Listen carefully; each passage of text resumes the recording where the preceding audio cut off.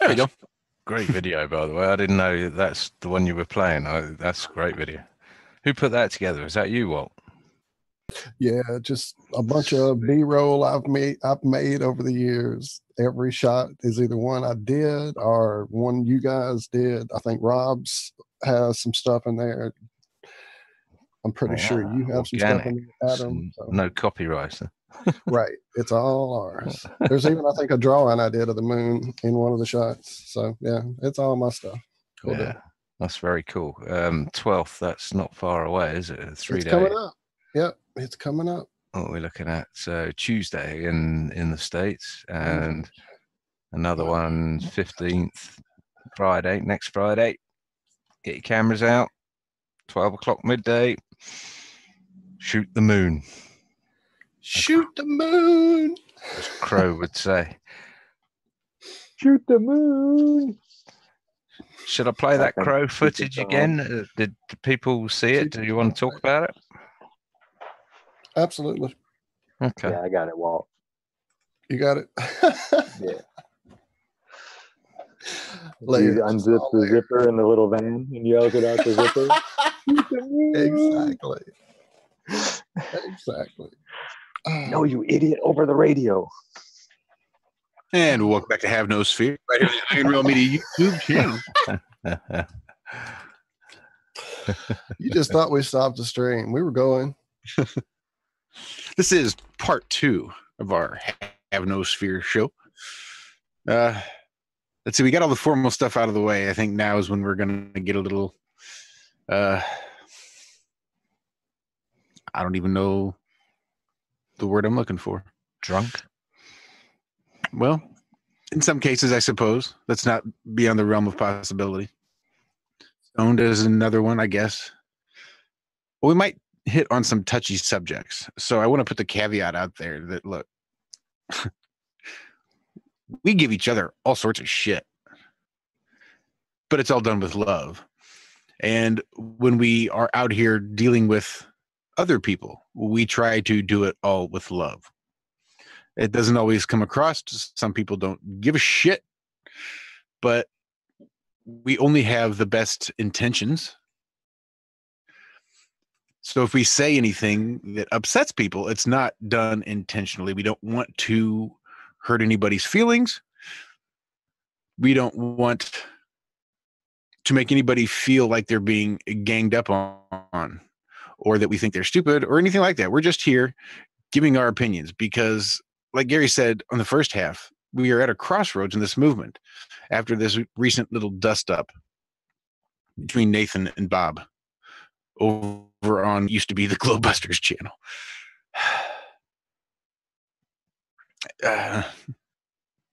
So there's, again, this can go all sorts of ways because I don't want it to be a division.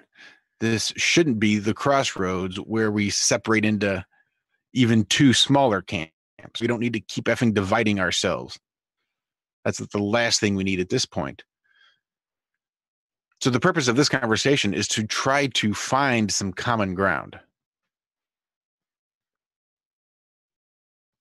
Because we are all on a very similar journey, just at different points in the path. Some are a little further ahead, some are a little further behind. Some are moving at a faster pace, some left earlier. You know, there's all sorts of reasons, but you just can't necessarily assume that everybody needs to think the way that you think, because maybe they're just not there yet. It was a very similar way to how I had to come to flat Earth. For a while, I just couldn't get there. I just couldn't see it. And it wasn't until I had to actually trust myself to be able to question it. Then I progressed a little bit further and made that next step. Sure, the flat earthers could have called me a dumbass baller. Absolutely. But I just wasn't there yet. It didn't mean I was, okay, I was a dumbass baller. I'll give him that. But I just had to progress down my journey a little bit more before I could gain the proper sight to see things in the right perspective. So just because somebody doesn't agree with what you say, it doesn't mean necessarily that one of you is right and the other one is wrong. It just means you're on a different path. And on the off chance it does mean that one right is one and one is wrong, that's not the point of any of this. Being right about anything shouldn't be the point of what we're doing here. It should only be about finding out to the best of our ability just what the fuck is happening. Because we've been blinded and we've been misled. And the last thing we need to do is to start pointing fingers and bickering at each other. You want to bicker? You want to let off some hostility? Let's remember who the enemy is, who it is we need to be focusing on. All these negative thoughts, right? We don't need to be directing them at each other. So I just wanted to get that out there and get a little rant out before we went down this rabbit hole, because it could get goofy. Corey! Yeah, that just doesn't work. Right? No, it did. That was brilliant. I nearly made It you was spit your amazing coffee. coming from Savage. That is what time is it? Timestamp that. We're pulling that one out for sure. Oh, well said, Josh, mate. Well said. Yeah, no, I think that absolutely. very well said. Very well said. And yeah, sometimes it takes, I don't know, a certain humbleness or what am I trying to say, guys? I was told this by Nathan. I was going around calling my gyroscope stuff an experiment, and I wasn't calling it scientific because, quite frankly, I don't entirely know what that word means anymore, and I don't think I'm going to call anything scientific anymore. Just like the word gravity will probably not leave my mouth in the same sense that it ever did 4 years ago. But yeah, I think it dawns on you sometimes, and we have to let go of these things. And what I would say ultimately is that nothing needs to be a scientific experiment, essentially, to be able to know what you know and to be able to put confidence in what it is you're saying, because almost nothing related to the shape of the earth or the motions of the earth or anything along those lines is or can ever be classed as a scientific experiment.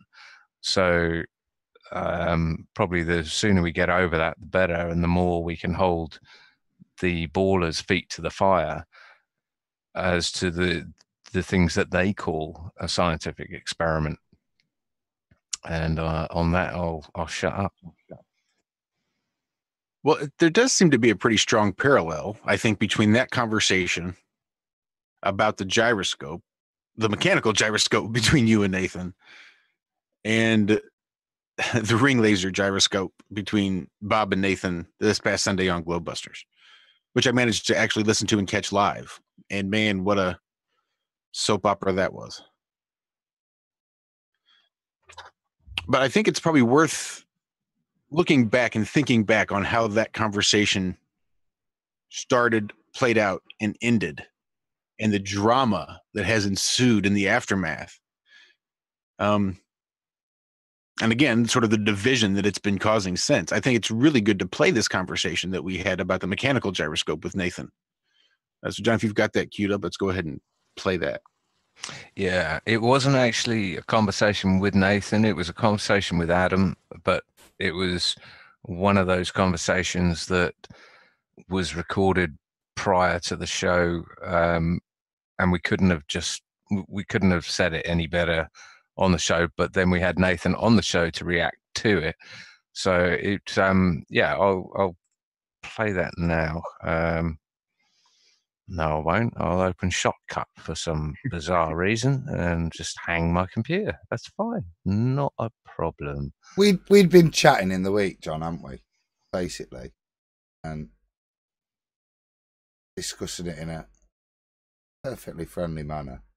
And we're going through stuff, and I think you were saying something, and I kind of, well, then you can play it. Kind of, we said that, didn't we? And that's kind of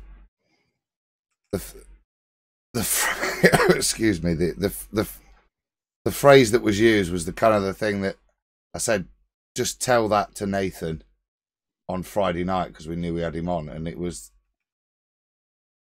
you defining what you'd been doing with your gyroscope. I nearly said experiment there. Really did you hear it? This is the problem. I still say planet. I still sometimes say gravity. I say experiment. I say science, and it's just a case of catching yourself on and changing your lexicon or whatever it's called to suit. But you know, well, I'll play this. Let me know early on if you can hear it. Yeah. I'll stick with zetetic. Yep, you're good, John. Yep. That's what your common sense. I'll stick with zetetic because that's what your common sense, logic, and absolute rational reason tells you is what's going on. If you can show that you can get a gyroscope and nothing is happening to it, then you can logically conclude that what that gyroscope is attached to is not moving and no forces are being applied to it. If you can then go on to say, well, that's bollocks because you haven't got an Earth that's turning in order to show that it would work or wouldn't work, then and until you do that, I can't call it scientific. That's fine. Don't call it scientific. I'm not interested in your scientific anything anymore. I'm more interested in zetetic common sense. Right. Save that fucking rant for Friday, right? And I'll tell you why, because I think you'll make Nathan cry. That was epic. That was absolutely beautifully put. There's nothing wrong with the observably bloody obvious, and gyroscopes fall into that category. You don't need to call it science. There's absolutely no necessity whatsoever. And that's to our advantage because we've got the truth on our side. We don't have some obscure phenomenon to try and validate. You know, when we're seeing buildings in the distance, it's very static. You see it because it's there. However, they turn it into an observed phenomena.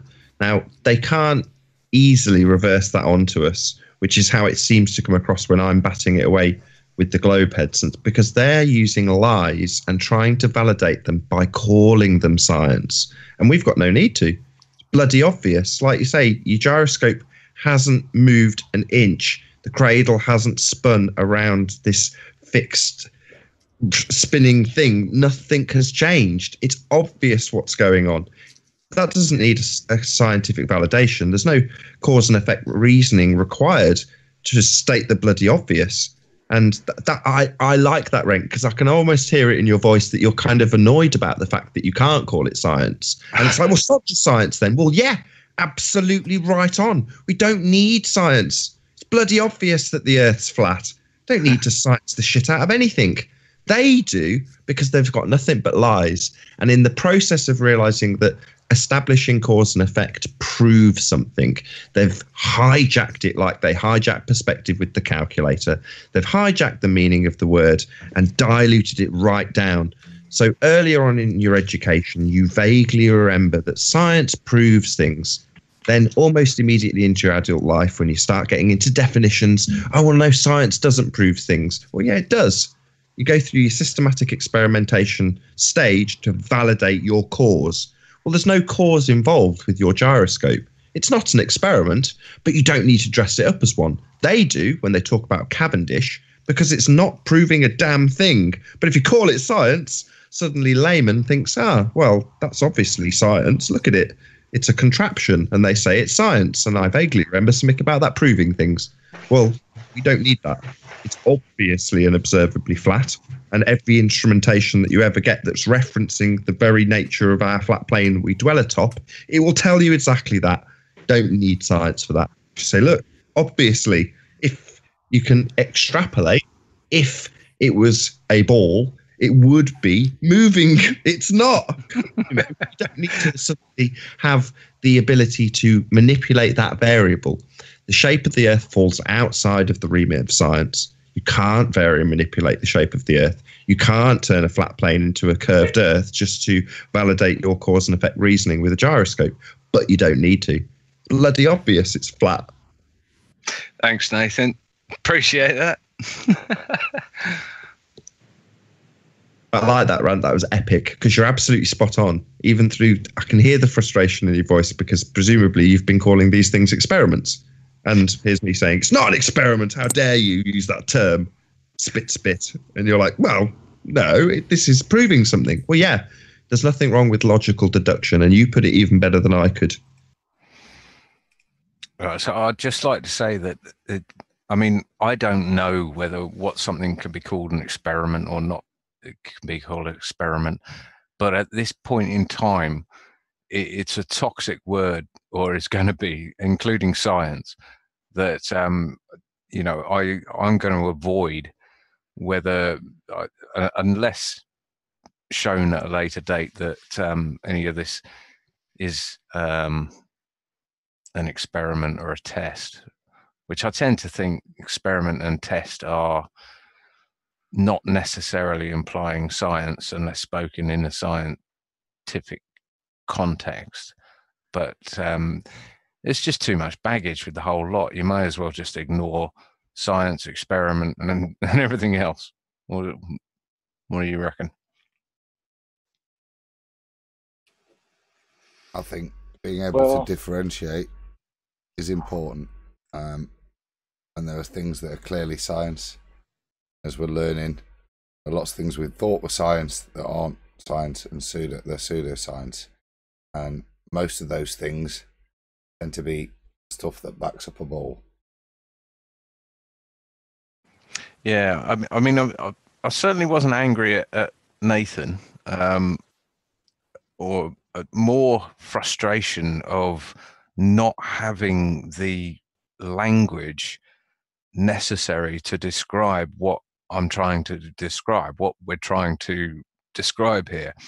And also the acceptance that I don't care about it being a scientific experiment if it still proves with logical deduction and empirical zetetic observation that we don't live on a spinning ball, then that's absolutely fine for me. It doesn't have to sit into the narrow brackets of being defined as a scientific experiment. No, I see it. On that. I see it as two people fighting two different wars. You have Bob, who is heavily invested in the FE core. He is a big part of it. He and Mike, you know, they're fighting science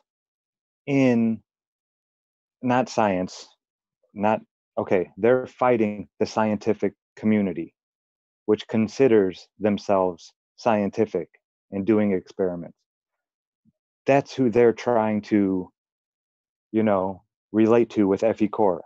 They're trying to put it out there in those terms, in those words, whereas Nathan is fighting a totally different war. He is saying, no, you people are not doing science. You know, he is fighting the system outright, while Bob is fighting the system within their rules. Nathan is revolting, and Bob is like, I don't know, fighting on their terms. Does that make any sense? I understand the analogy. I think the only thing I would say is, I think Nathan's not revolting in either meaning of the word. Well, no, not revolting. No, but it's not dissent. I think it's protection. It's an understanding that whatever FE core is doing, okay, the great work they're doing, if we set it up under a false premise, it allows it to be knocked down later. But if it's set up cleanly, oh, that's okay though. Yeah, that's okay. And yeah. Get me? I think that's what he's trying to do. I don't think he's trying to in any way undermine the work or anything. He's just no. Yeah. You're getting me wrong. No, what Nathan's doing is needed. It needs to be done. It definitely, absolutely needs to be done. We're fighting two wars, like I said. Bob and they're trying to fight science or not science. I keep saying that. Sorry, the scientific community. The so-called academics. They're fighting on their terms. They are. They're trying to do it to where they're trying to wake these people up without being called a lunatic and crazy. So you're sort of saying, if I could draw another analogy, it would be similar to, say, someone going into court and trying to fight the legal system on the legal terms, as opposed to someone who just says your court doesn't exist. It's not lawful, and that's what I'm bothered about. That's what I'm fighting. So you got one side sort of saying your entire system just doesn't exist, it's completely fake, and then you got the other side that, okay, I understand your fake system and I'm going to go in there and try and fight you from the inside from a legal point of view. But exactly, that's a weird analogy on itself. No, but that's a great one. That's a great one. And it's just going to have to be, for a while, we're going to have to call some things that we're not going to, but some things are going to have to be considered experiments because the scientific community says they're experiments and we have to play by their rules. It's going to be, but on the other hand, we all know that it's a false paradigm.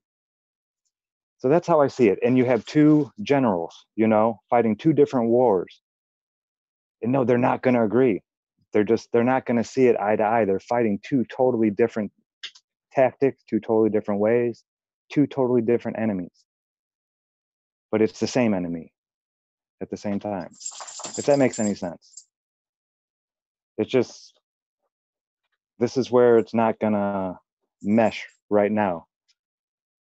Nathan has to win that war, and then we can start calling things what they actually are. While over on this side, Bob and Mike and Effie Core and everybody involved in that part of the war have to go along with them calling it these things, or else to be left out of that community. It won't even be considered. They won't even listen to them. There's many fronts on this war. Same thing with all the different hosts, and there's 1,000 different flavors out there because nobody likes the same stuff. There's all different. We need all this stuff. We need all these different people. People say, oh, we don't need this. We don't need, yeah, we do, because people like that stuff. And if that grabs somebody's attention and wakes them up and shakes them to this reality, then great. Then that's what did it. But it's going to take a lot of different things to wake up all these different types of people.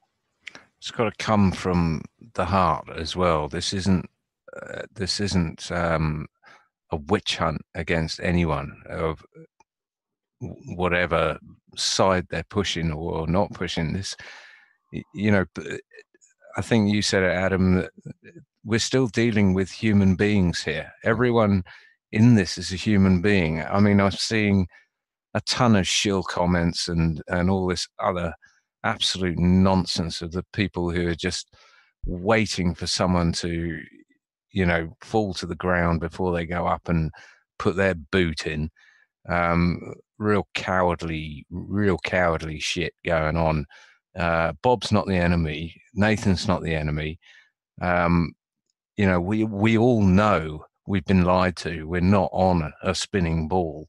And that's what is most important. The rest is semantics, and important semantics at that, but still semantics in the grand scheme of things. No one should be falling out over this, but I understand bridges have been burnt and they're probably not going to be rebuilt again, but it doesn't matter. We're not dealing with personalities. We're dealing with the essence of what it is we're trying to get across here. And if it comes to it, that the scientific method is not what we all thought it was, and we were mostly wrong in describing it that way, then so be it. Then suck it up. Like I said, screw your science then, screw your experiments. I'm doing Zetetic observations, and I know the power of them. I know you don't even have to do an experiment with a gyroscope to know to just understand the principles that a gyroscope in its capacity as it's used today would be absolutely useless on a spinning ball as a navigation device, as an attitude indicator, as a gyro compass, everything you can name that has gyroscopes in it is absolutely bloody useless on a spinning. So yeah, it's there you go. I'll shut up now. Well said. I think I'd just echo the point. What's happened is sparked a great debate, a necessary debate. Like you say, irrespective of the debate, it's already, you've seen silly little childishness of name calling and in some way associating an opinion on this matter or negatively with somebody. And I think it's sad. I know it's going to happen, but it's an opportunity for us here to have a debate amongst ourselves and set an example. And worryingly, you're starting to see a little bit of that trolley ball behaviour coming in, where because you don't necessarily agreeing with the person, you attribute odd things to people and respond to them in odd ways. And I think we're better than that, guys. And this is a really, really good debate that we can have, that we do need to move forward on, most importantly. Josh said something earlier about I might have knowledge and we're questing for knowledge. And I don't think life's necessarily about what you learn in the end. It's more about how you learn it. My rant's done. Oh, that was beautiful, Adam. I might text that to my little brother. It's not about what you learn, it's about how you learn it. Did you just make that up, or did you steal that from somebody? That's Meek in 2019. Wow. There you go, Walter. Man. But it's about what you learn from your experiences as well, what you take away from it. That's for a Teespring, by the way. Yeah, Meek in 19 for sure. Right after that one, in quotation marks. I'm getting one. Wow. Meekin. Timestamp. 8:10 Eastern. Right, come on, cheer up, people. And we got some space crap lettuce to get on with. Or have we? There's Are so we done much here? lettuce out there. Well, I haven't heard. So much lettuce. I've not heard Walter.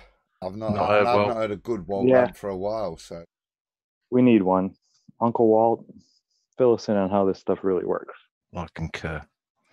Oh, wait, I think Walt's away from computer right now.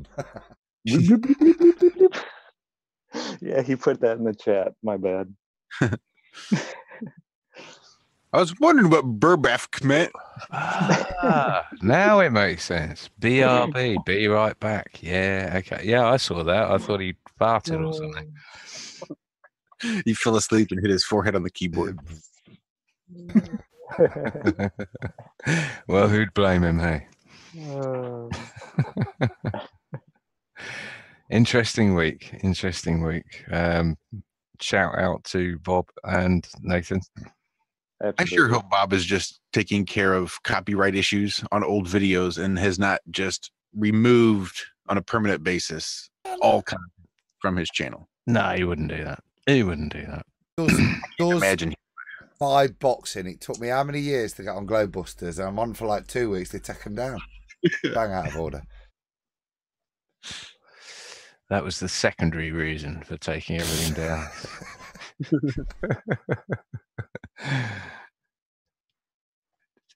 Exercise that Meekin from the entire show. Probably what the editing's about. And see, I think all of this, well, there's definitely an undercurrent, but what brought it to the surface was the effing mockumentary from Netflix. I've still yet to see it. I have no desire to watch it. To me, it's like Ancient Aliens. Right? I'm not going to watch Ancient Aliens and expect to get any real fucking information.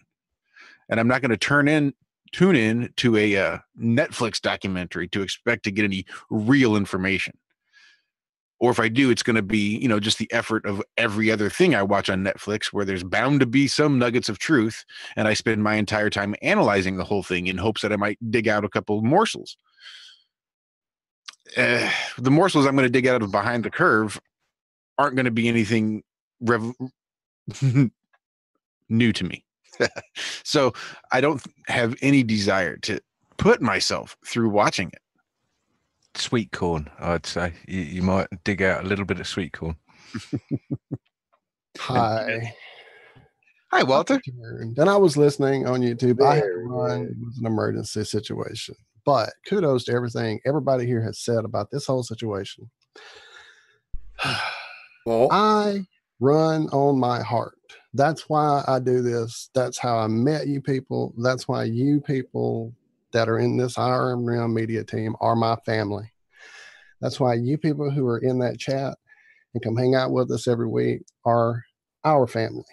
And that's what family is. Have you ever been to a reunion or a holiday meal where somebody didn't say something that pissed somebody off and they went storming out, possibly left the house and went to another house for Christmas dinner or Thanksgiving dinner or whatever the situation? People are emotional. That's what we live through, is our emotions. As I said, my emotions are always surface. You guys in this chat know that, if anybody does. So I don't agree with everybody in this chat, let alone in the flat earth movement. Sorry, Mike. And everybody has their pride. Everybody has their history. Everybody has their reactions. And it all comes down to this. We're all trying to do the same thing, is take back our world from the fucking psychopathic lunatics who are killing us in every way they can. With the lies, with the radiation, with the chemtrails, with all the bullshit. So peace, love, happiness doesn't always work. Sometimes it has to be a warrior stance. Sometimes you have to draw a line in the sand. Sometimes you have to be forgiving and walk past that line.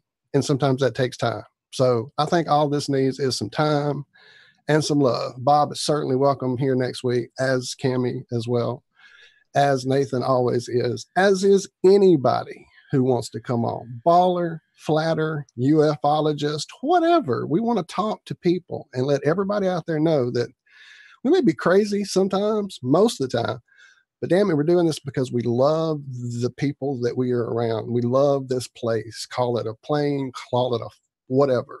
We want to help people and we want to fix it, damn it. And the only way to do that is to work through what the hell lies we're working under. Semantics and terminology be damned. I'm done. Round of applause. Well done, mate. Absolutely. And that's a good point, because even here in the Iron Realm, as well as we all get along, we don't always agree. Sometimes we have a good, proper argument. But bottom line is, there's enough investment here amongst us all that none of that ultimately matters. We can look past the disagreements or maybe the odd slander on occasion, because people are emotional creatures and sometimes emotions get the best of us. I was going to this behind the curve thing because for me, that's where I really see a lot of this coming up. Absolutely. Absolutely. I mean, that's what the fuck it was designed for. And what's frustrating is, again, I guess I'm human too. If I'd been approached in that situation, Guess. what would I have done? I don't know. I don't know until that happens, or if it happens. But as many times as people have been stung, whatever, regardless, to let them do this is the frustrating part. That's where it really pisses me off. And I get irate that they're doing exactly what they wanted them.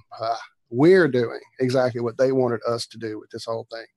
People who've known each other for freaking years are letting this crap that we all knew was going to be crap from the minute it left their mouths and got on that film. We knew it was going to be crap. So Don't let them fucking win. Don't let them win. Stop. Sorry. Again, Walt rant. I'll stop. Well, I can imagine Bob feels pretty overwhelmed. A fucking A. I would be too, man. I would be spinning my wheels and not knowing what the fuck to do. And all I can do is send him love and energy and hope it works out. Well, when I watched Glowbusters, it felt like Bob was really sort of looking for a port in the storm from Nathan. And he really could have used some support in the wake of this mockumentary from Netflix. And Nathan was just completely unforgiving. And again, this is just my interpretation of how it shook out on Sunday. And it really got me to thinking, just sort of the almost adversarial position that Nathan took right off the bat. I've been that guy in many an argument. And seeing Bob just sort of being overwhelmed with all the stuff coming in from, this isn't like 10 trolls on Twitter all ganging up on one of your posts. This was on fucking Netflix, right? This has probably been seen millions of times already.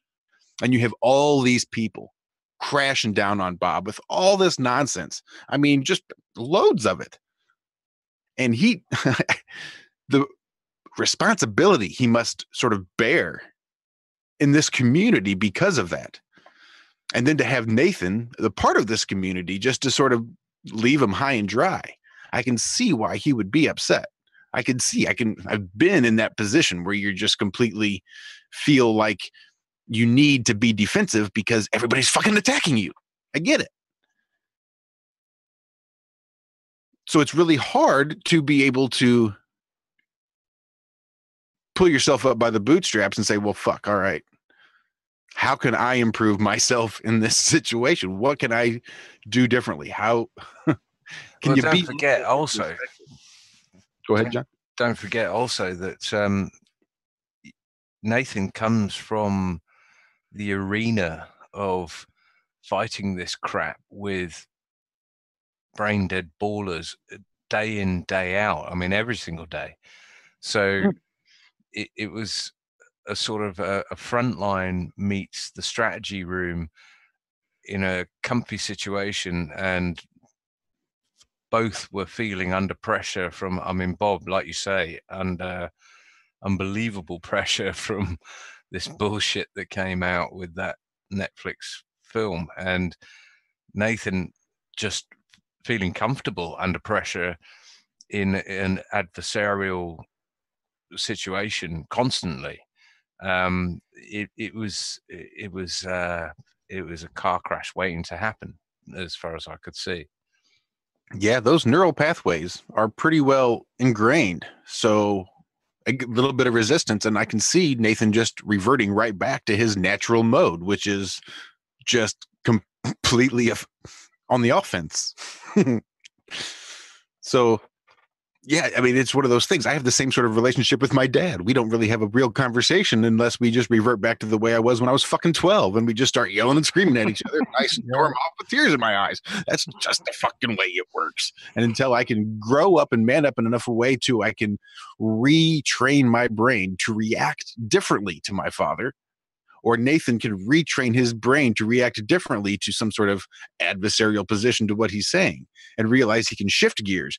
Everything doesn't have to be 180 miles an hour. He can pop it in granny low and just cruise around Glowbusters for a little bit. It's cool. And there are times when I'm sorry, go ahead, Josh. I thought you were done. I was done. There are times when we do it twice a week on TFR and once a week here. And these, Nathan's been doing this daily, so it's as you said, default setting, almost possibly kind of thing. And part of it is also, I know even myself from years in the radio industry, whatever, there's just a certain mindset you get in when the camera comes on, the mic comes on, it's time to be on. And that also lends to you get into a mode of kind of a cruise when you're dealing with the chat and you're dealing with questions and you have notes and you go, oh, wait, what did he just say? I missed it because I was looking at notes. And then, boom, you click into that automatic pilot, which, as you say, on Nathan's channel tends to be a little harsh sometimes.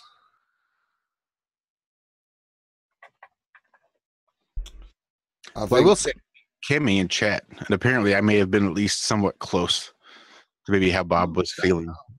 I've been ignoring chat because we've been deep into this. Shout out to Cammie. Welcome. I have too. I just happened to glance over and see Zach responding to her. So,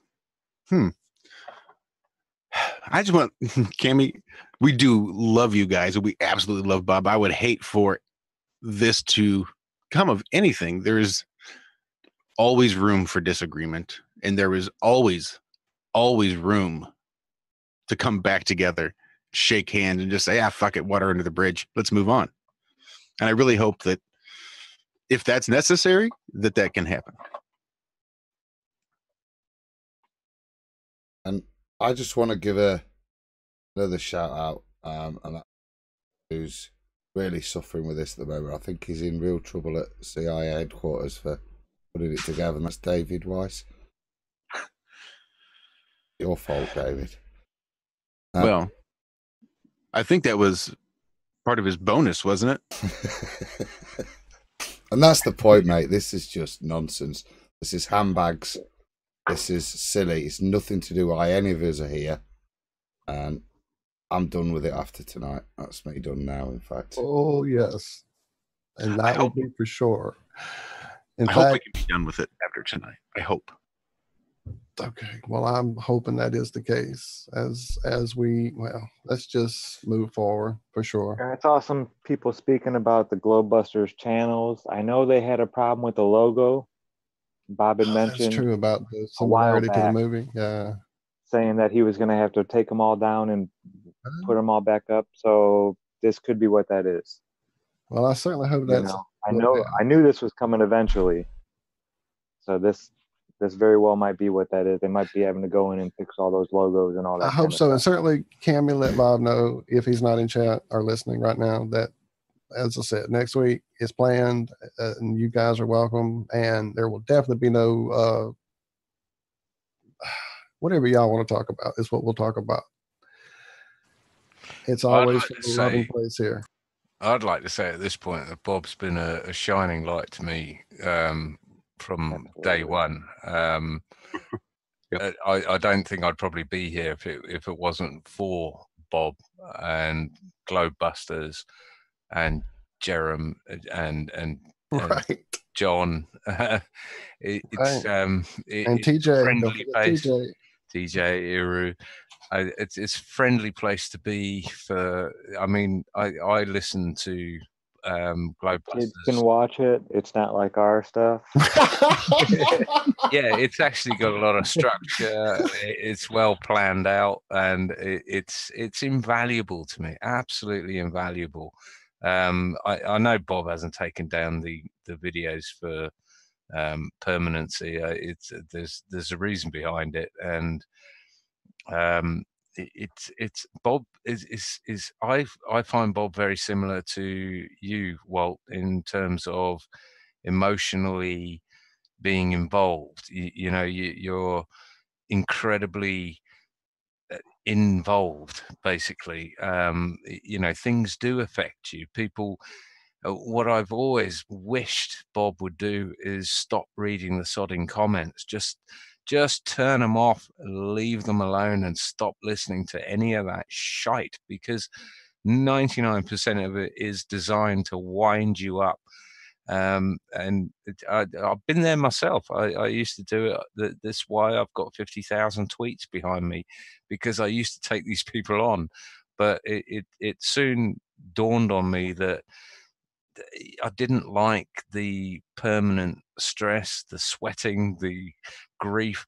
I would bite the heads of my kids off and my wife, and boot the dog on the way out, and just be generally pissed off because of some random tweeter who wanted to say something, that cut you to the heart. And Don't forget, we were dealing with you during the whole res rhetoric gyroscope one.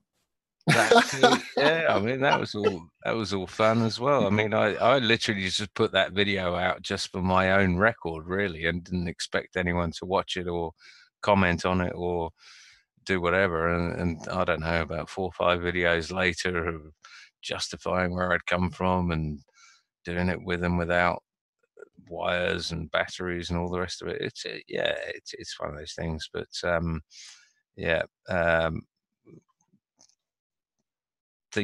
thinking of you, Bob. Don't worry.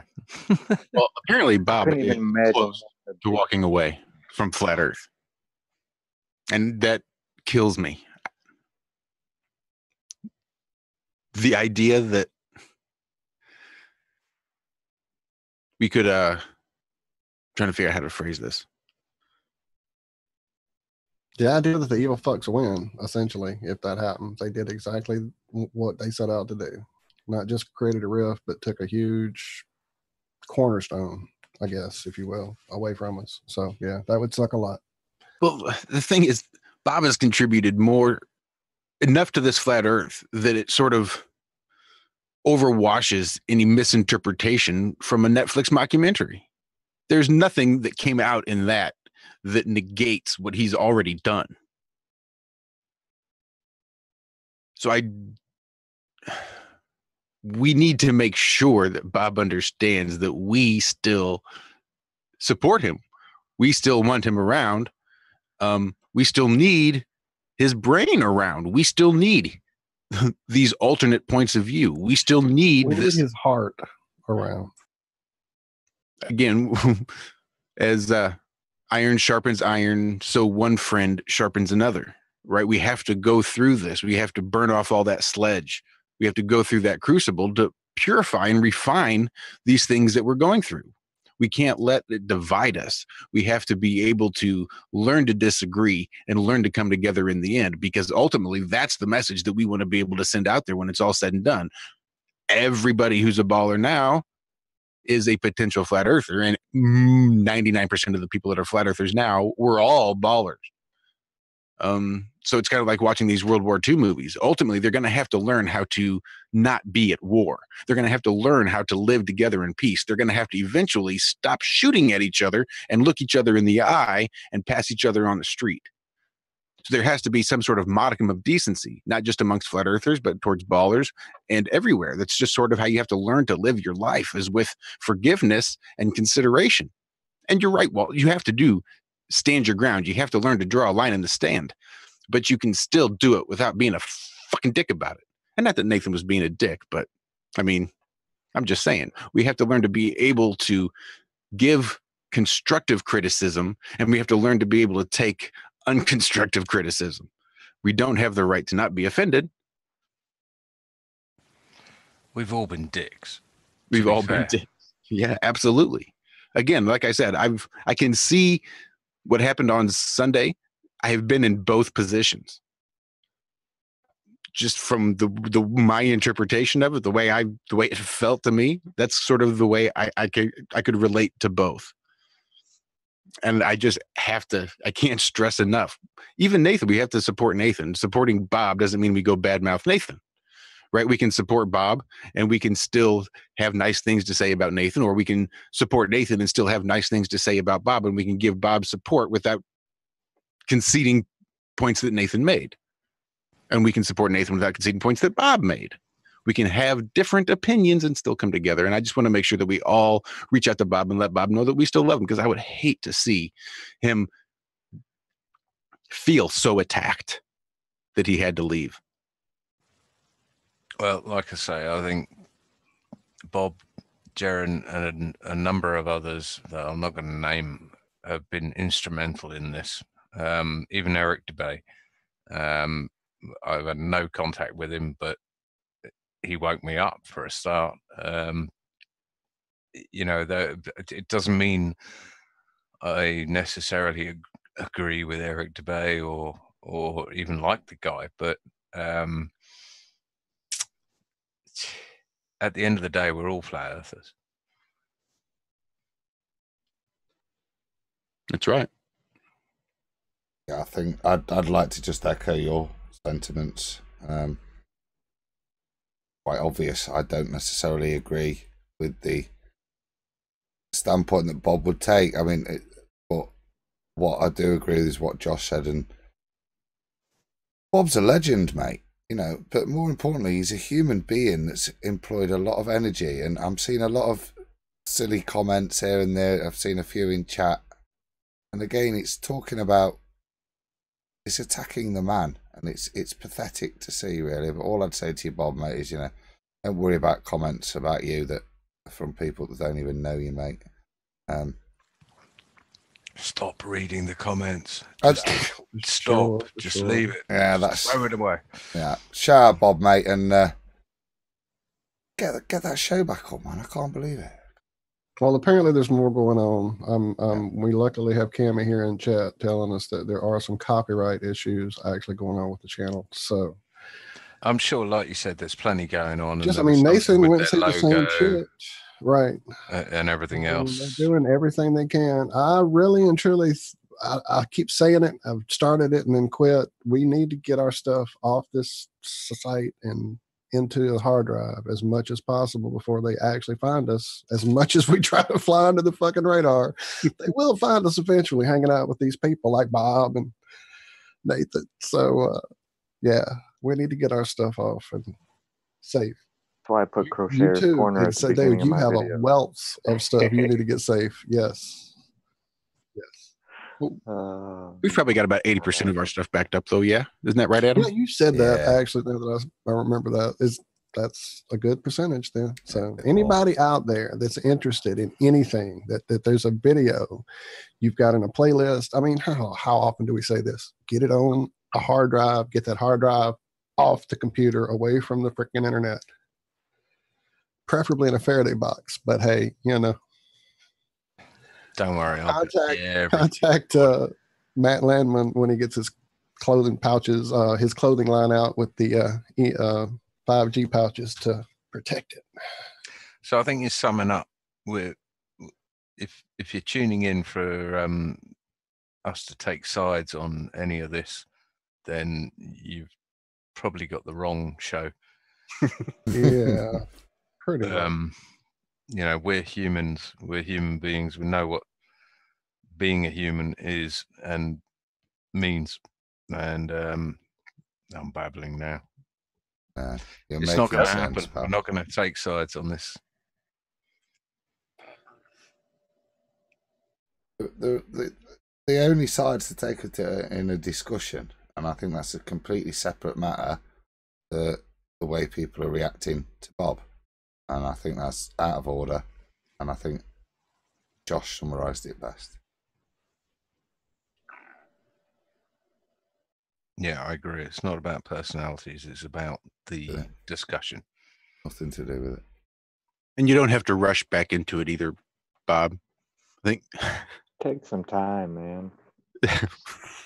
Yeah, a break. Richard Dreyfuss said it best. It's baby steps, Bob. Baby steps. I'm sailing. I'm sailing. All right.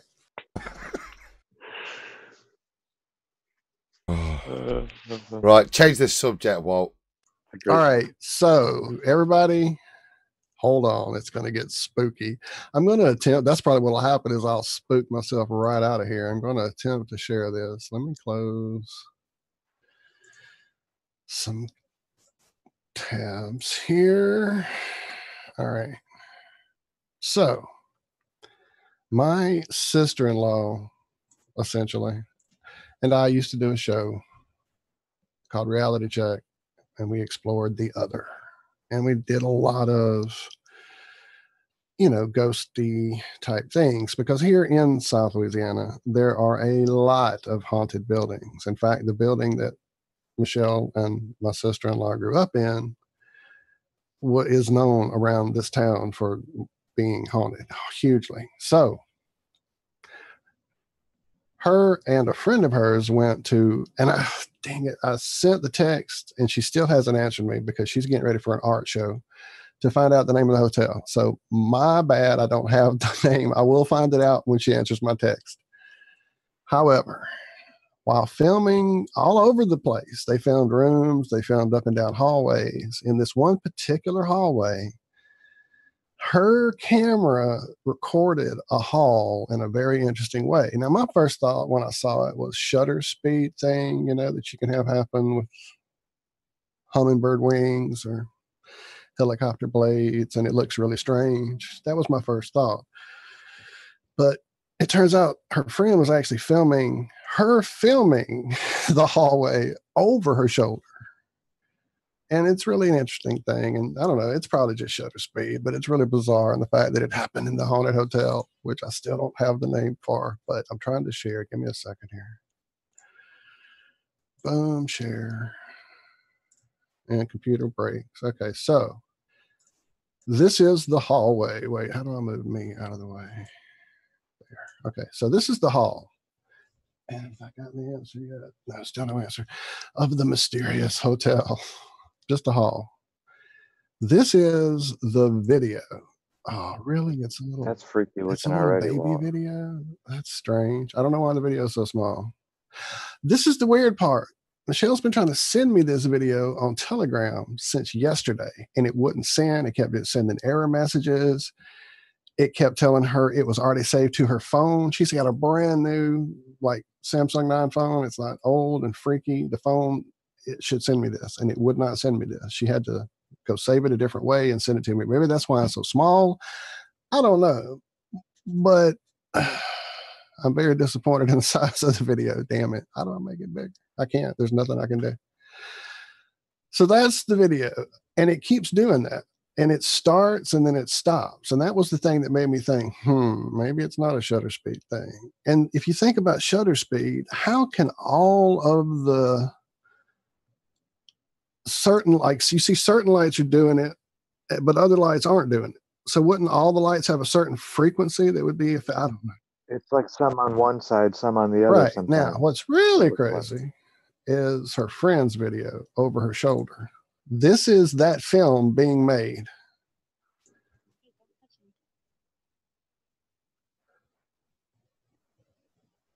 What the fuck?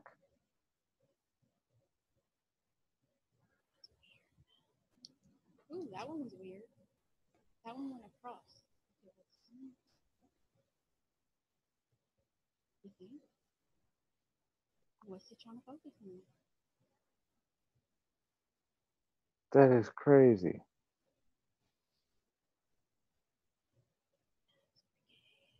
And so then how that video that we're seeing being recorded came out with the flashing lights. Huh. That's the weird video that was really small being recorded. So instead of having the weird strobe effect, it's got that weird wipe effect. And again, it could just be two different frame rates on two different types of phones. Her phone is brand new as well, the one that's filming the video down the hall. I'm assuming the one filming over the shoulder is also a pretty new phone. So I don't know. Again, probably a shutter speed thing. I've seen very bizarre effects happen. Now, see, I could see if it was a shutter speed thing, if the blinking and the flashing and stuff was going on the phone that's Both being the recorded. same. Right. Hey, don't touch me. And then when you play that one,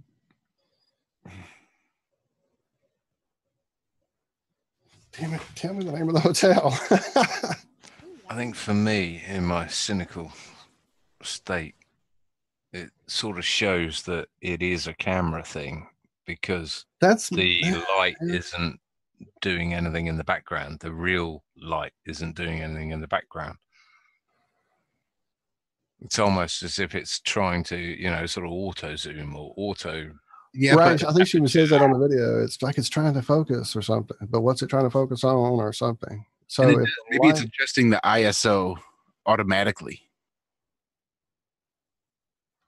Just the brightness and the darkness, just the way that camera's. right. Oh, this is the hallway. Yeah, and And these days the- with LEDs and CFLs, I do see though, it does look like maybe different lights. Like this light is a flat. Damn it, move. I mean, those things are. This light looks to flickering. be. Yeah. Although we can't perceive it, those things are flickering at a certain hertz. Well, that's what I thought too. Exactly. But it seems like this panel, which I'm talking and probably messing it up. Okay, so this panel is flat. Damn it, stop doing that. There's a flat panel that's up close, but it looks like some type of bulb light here. You know what I'm saying? That doesn't look like a flat panel. Or is that not a flat panel? Maybe that's a bulb up inside a receded flat square. No, that looks like a flat panel, probably LED. Well, I you think see it's how all this- receded because if you Yeah. go down the next, Because if you see how that looks like something's barely sticking out, Yeah, I think that's what we are seeing is a flat receded, not flat, a square receded area with some type of, because you Or can a see some. square diffuser with a bulb light behind it, maybe. I don't even think a diffuser because you can sort of make out the shape of the globe inside that recessed Oh, area. I wish we could see that better. That's pretty cool. But I would say those lights, although we can't perceive it, they're flashing at crazy rates, but the camera can see it. Right, right. And that's what I thought first. She may be First like thing. that frame rate. It was just the second video being so different and weird, and still her camera not catching the weird frame rate thing, but changing the frame rate thing on the camera. Just all the weirdness that's going on, you know. That is quite weird. You would expect the camera to be filming the camera to pick up the sort of flashing lights as well, wouldn't you? Even if your See eyes that weird white that seems to change from direction, and Like the videos were flipped. I would expect this one to have all the flickering and the other one to maybe be, if anything at all, have that slow sort of rotating thing going on there. But that's a weird thing in itself, isn't it? The fact I that can make this one bigger. does look like it's like a lighthouse, sort of slow rotating. I mean, that's quite like it's odd in wiping. itself. Yeah, well, it's all in sync or something, or very strange. And why is this one, I don't know, just slower? And well, have you ever only seems to be the two, like this one and that second one, the middle two, like it's out of sync. I don't know. Fucking freak. Well, have you ever looked at a remote control through a digital camera? Like take your cell phone and turn the camera on and point a remote control at it, and you can see the little IR light up on it. Yeah. But then if you look with your eyes, you don't see that infrared. You can only see that infrared light through that digital camera. Yeah, it's really cool when you turn the night sight on or whatever it is. No, but my cousins and I took like mirrors and handheld mirrors and compact mirrors and did like a 6 bounce relay of a remote when they first were coming out, like back in the 70s or 80s or whatever, just to see how many bounces we could get from across the corner, you know, around a corner and all that kind of shit. I've heard you can use people's key fob and unlock a car remotely. Like if you lock your keys in your car, you can call your spouse or whoever that might have the other set of keys with the key fob, and they can unlock it with through the phone. I don't know how true it is. I won't. I think I put a tweet out the other day about this. You sure did. You definitely didn't mention it. Well, it's a common thing. I've known it for quite a My while. brothers told me, he told me he did it one time out in a parking lot to find his car. I'm like, what are you doing? You're frying your brain. Don't do that. Well, what I'm talking about is that, we park the car outside the house, and from the front window, I can look out the front window and see the car and press the lock or the unlock button, and nothing will happen because it's just out of range. But if I hold the key to my head and press the unlock and the lock button, it works perfectly. So quite clearly we're transmitters. And yeah, anyone give that a try. So go get out of range of your car for the unlock and unlock, and or lock and unlock, and then stick it to your head and try it again and see if it works. Does the remote start work too? Oh, I don't even have that. What's the remote start? What, you start the engine remotely? Instead of locking the doors or setting your alarm or opening the trunk, you start the car. Oh, that sounds dangerous to me. Well, you don't even have to be anywhere near it. That's the beauty of it. It's not too dangerous. So you can sit in the safety of your house and start your car. Wow, you're years ahead of me. I don't spend more than 1,500 quid on a car, and it generally lasts for around 10 or 12 years. So yeah, let me know. I'll come back to you in 10 or 12 years' time when I can actually buy one of those cars that pushes buttons to start it. Sorry. Well, mine doesn't even have a remote lock, so if you're unlocking cars remotely, you're years ahead of me. Well, it's just more to go wrong, isn't it? Got all that crap. Electric windows and aircon and everything. Oh, what's the point of all that stuff to go wrong? Have you tried doing it with your eyes closed and then opening it like Cyclops to see if it works? No, I'll give that a go though. I want to play with one now. Our car had one, but we had some kind of electrical thing go awry and it stopped working. So yeah. I Fuckers trying to unlock it with their brain. Yeah. I prefer to pick it. Okay, before we head out, we have a request in chat. Space is Fake would like to pop on for a moment and talk about whatever's going on with Crow 777's current information. I'm assuming it's the sun thing. I could be wrong. I'm just not sure how much oomph you guys have left in you. It's been a day, I know for sure. Hell, it's been a week. Oh my goodness. I mean, I'm totally down to hang out for a little bit. I don't know how sober John is. I'm here. I'm just like I said, I'm here. We can hang. I'm good. All right. Yeah, so I'm here. let me figure that out. I'm always sober, mate. I just don't know how long I've got left in me. What is it now? 10 to 1. 10 to 2, sorry. That's all right. Yep, bring it on. You guys are party animals. Party. You should just be able to do that invite, copy the link, and just drop it to him. And he can either open it in a browser or if he has Zoom, open it through Zoom. If I nod off, Josh, you know how to kill a stream now anyway. So I do. So allow everyone in chat to get on the show with us. I'm just being silly. I'm going to get an email. I've already asked. Oh, he already said before I asked. I was typing away. Man, I've moved my mic too close apparently today when I swung it out. Got to be careful when you swing out your mic. Oh my goodness. Hang on. Give me a second here. I'm sending the link. You guys cover because I'm just doing stuff. I want to take a minute. Name mine Michelle Obama. That way, anytime I bump it, I can just apologize to Mike. Just call Mike for short. You're funny. Sorry, Mike. Oh dear, that was terrible. Awful. Save us, John.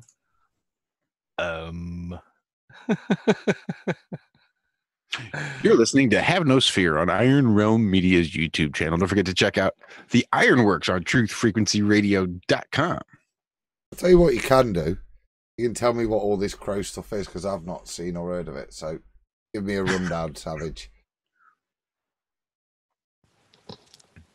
001-304-503-3528. Space is Fake is going to be doing, I'm pretty sure, as soon as I can get over there. I don't know, Adam. I have recently been gifted full membership of Crow 777 Radio 1 hour and 2 hour. So yeah, it was his latest episode. It was at 150, and it was talking about footage he caught in 2016. Sorry, excuse me.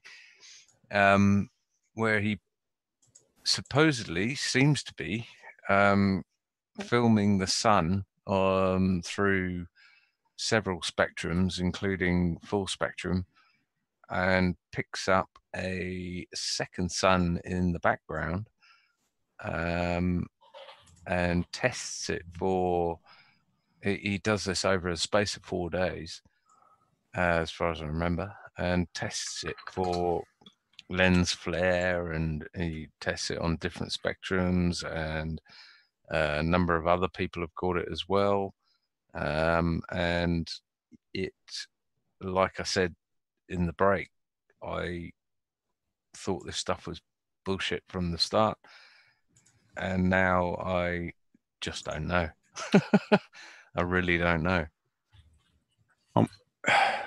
I just want to give a quick shout out to Jimbo in chat. Apparently, Blender 2.8 is out, and it's got a whole new user interface just to get nerdy for half a tick, because the idea of Blender being easy to use and easy to learn is super exciting to me. That's all I've got. Really? That's allegedly what's going on? Because I remember Blender being a mind blower. Yeah. That was the one I didn't even want to attempt. I'd rather try After I Effects. pulled 2 or 3 things on some monkey head and it went awry quickly. And I'm like, nope, let me go back to my little video editor.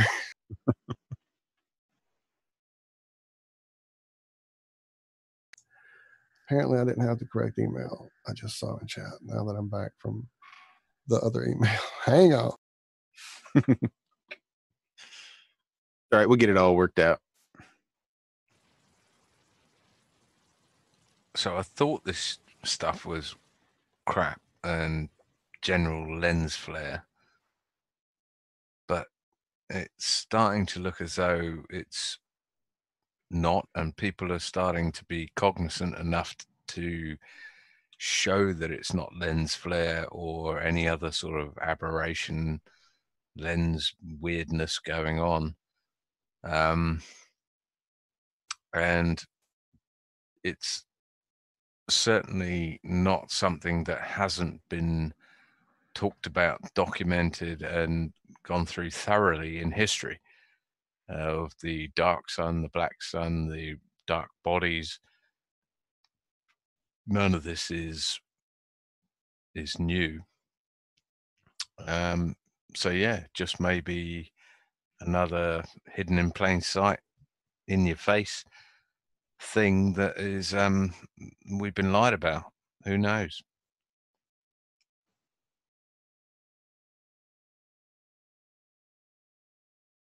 Yeah, now that when you showed that earlier, Walt, I did see that. What looked like the lens flare before it, and then the sun kind of appeared. The real dim one. Mm-hmm. Yeah. Yeah, that's crazy. Let me show. All right, it is sent to the second email address I received. So hopefully we'll hear a ding or a knock or whatever you hear when someone hops in that old green room. Well, we don't have the green room on this one. Oh, I forget. Why did we abandon the green room? I thought that was somehow it got deleted. Deleted? Well, I had a whole have no sphere room set up that we could use every week. Right. We lost that technology, and it's that's right. We can't rebuild it. Yeah, it's really expensive. So, I probably did that when you left me the keys. I'm sorry, Dad. It's all right. I'm just not willing to clean up your fucking mess. No, I can totally make up another room. And I think that's all it needs to do is just have that one recurring room. Permanent recurring room. And all I would have done would be, oh, wait, no, I left the controls in somebody else's hand last week. Or never mind. Now you're letting the truth come out. I'm not saying any names. So this is apparently the second sun, or the original sun. This is what Crow, I won't say Crow is saying, this is what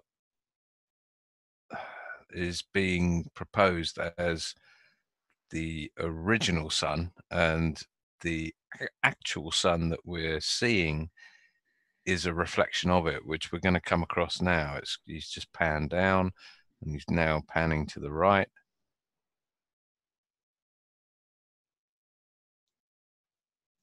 In your own time. There we go. And there's the sun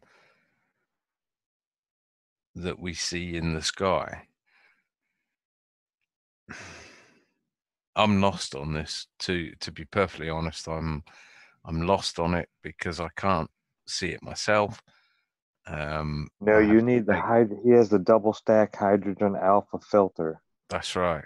Yeah. And I believe I know somebody who has one of these, Chris Van Metre, actually. I was going to ask you about Chris. He's taken so many pics, and he might already have something like this without even knowing it. Oh, he was already on the moon stuff when we started talking about it. So Yeah, he he probably spent is already so on that. much time out there gathering. He just works so much that he doesn't have time to put it all in the videos.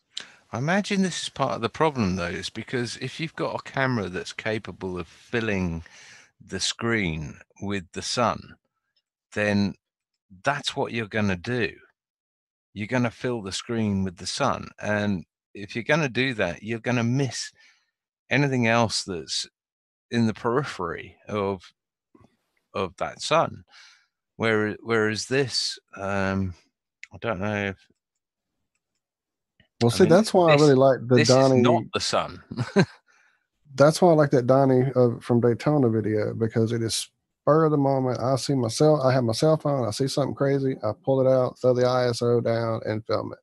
Yeah, There's I've got a no problem. setup. There's no filling the sky. There's nothing you're missing because you're seeing what you're seeing, essentially.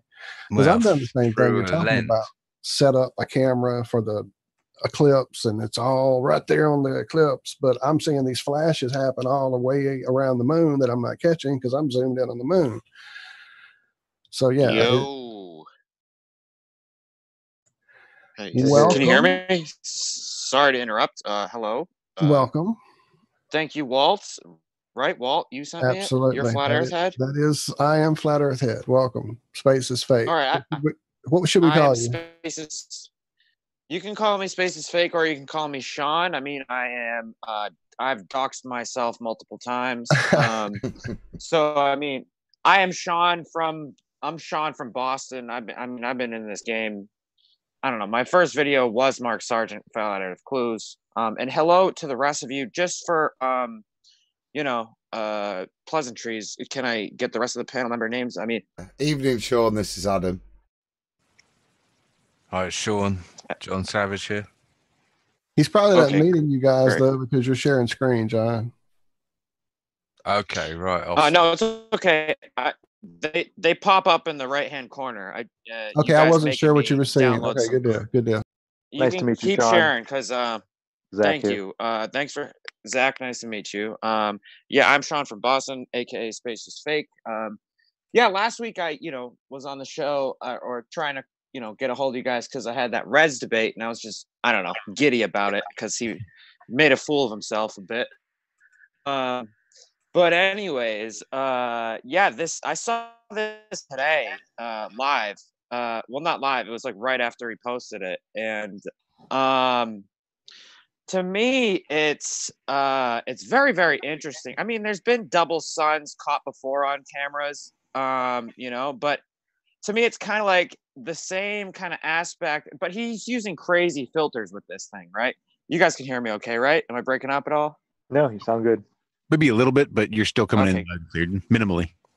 Yep, I can hear you. All right, good enough. Good enough.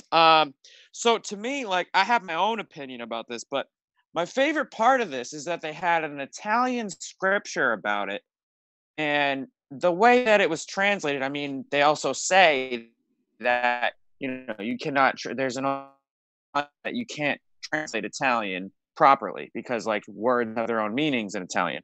But the scripture he speaks about, I don't know if it's a scripture or writing or whatever it is, but it talks about how the sun it's not two different suns. It's like the apparent sun that we see with our own eyes, and which is the first part of the video, and then he pans over, and then that's the source sun, which you cannot see with your naked eyes, but with his filterings from his telescope. I forget what he said he's using, but everyone should go watch this video. I only watched the first half hour, and then I got busy with something else, but it was enough to gather this much, and so to me, what I think is happening, I mean, this could possibly confirm an outside light source outside of the firmament, if the firmament is in existence. It's the outside light source, and then our apparent sun, which is what we see with our eyes.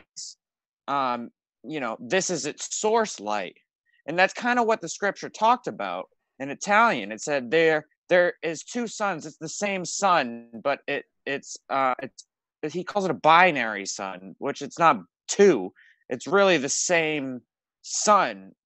It's kind of hard to explain. Kind of like you know, you take a magnifying glass to burn ants. Maybe that's what's like physically happening in our sky from outside of our firmament, if there is a firmament. I'm not saying there is, but I mean, this could be proof of one. But the only issue I do have is, see right where it's paused right here? See this weird flare thing happening? To me, this could be, I mean, I could see also the speculative side of me as a conspiracy theorist, how you could have your filters on, zoom in on the sun, right? The way he did in the first image, and it's like very dark red, or, you know, brighter red, you know, the apparent sun that we see with our own eyes. And then maybe he says he's panning over to the other source sun, but really he's like panning away, circling around and coming back. That's a way you could fake it, but I doubt he's gonna do that. I mean, why is it? He's got so much credibility behind him. I don't see him faking this bullshit, you know? But like, to me, it's yeah, there you go. See his little yeah, that, go back to just the you see how it went to his thumbnail for the whole video? Yeah, see how that one's brighter? This one's brighter. So this would be the apparent sun, right? And he records it multiple times. He goes through a few different scenarios of this. So he shows the brighter sun, and then he pans over. See how it does that weird red flare thing? So he could be just circling it, but there you go. It pans to the source sun right there, which is like up and to the left, it looked like, right? It looked like he panned left and then up, right? So it does have some credibility. I wish of this whole video of what he released today, I wish he had zoomed out, because it doesn't look like he zoomed in or out or changed focus or anything. And what he's talking about right now, what he's doing, this is a long wrapping tube, paper Christmas wrap tube that is he's trying to, not white out but black out the focus. So this is the apparent sun, the brighter one, and then he pans to You can see with his special filters, you can see the source stuff coming off of it. He'll have coronal ejections with his hydrogen alpha double stack filter that he has. Right. Yeah. He can see all the special anomalies. And then now this one exactly you don't see it. Yeah. And so this is the source, though. So or the Yes. binary. So you really have to listen to the guest he has on, who actually speaks the old scripture. I don't know if it's scripture from a Bible or what it came from, but it speaks on this exact situation. So for him to capture this, and I honestly don't know how he saw both of them. What was he just panning around with his camera and caught them both, or like did he see both and then zoom in? I know he does. He does really great work, and so I wish he really had. It looks like he doesn't zoom in or out, though. I think he was. It looks like he doesn't zoom in or out. So sorry, go ahead. No, I was just going to say, I think he was quoting from a book by a guy called Falconelli, who's some sort of alchemist. I don't know what the hell he is. Probably an astronomer from back in the day. Well, I assume alchemy includes astronomy, right, and all sorts of other.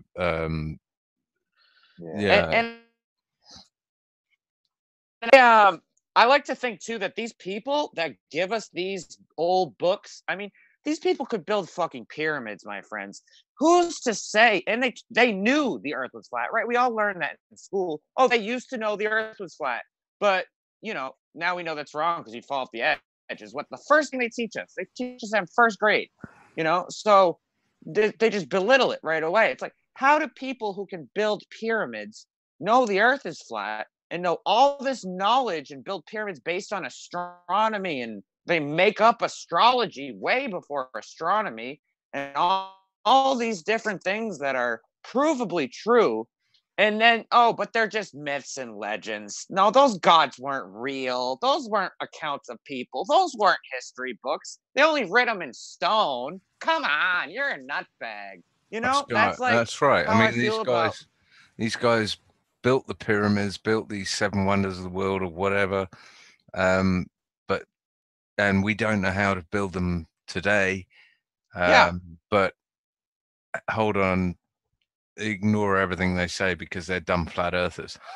Exactly. They still Exactly. thought the Earth was flat. Yeah. We're being dumbed So it's down just daily. it's belittling. I mean, even with this most recent thing, I don't know you guys' view on the whole Tartarian subject. I find that quite interesting.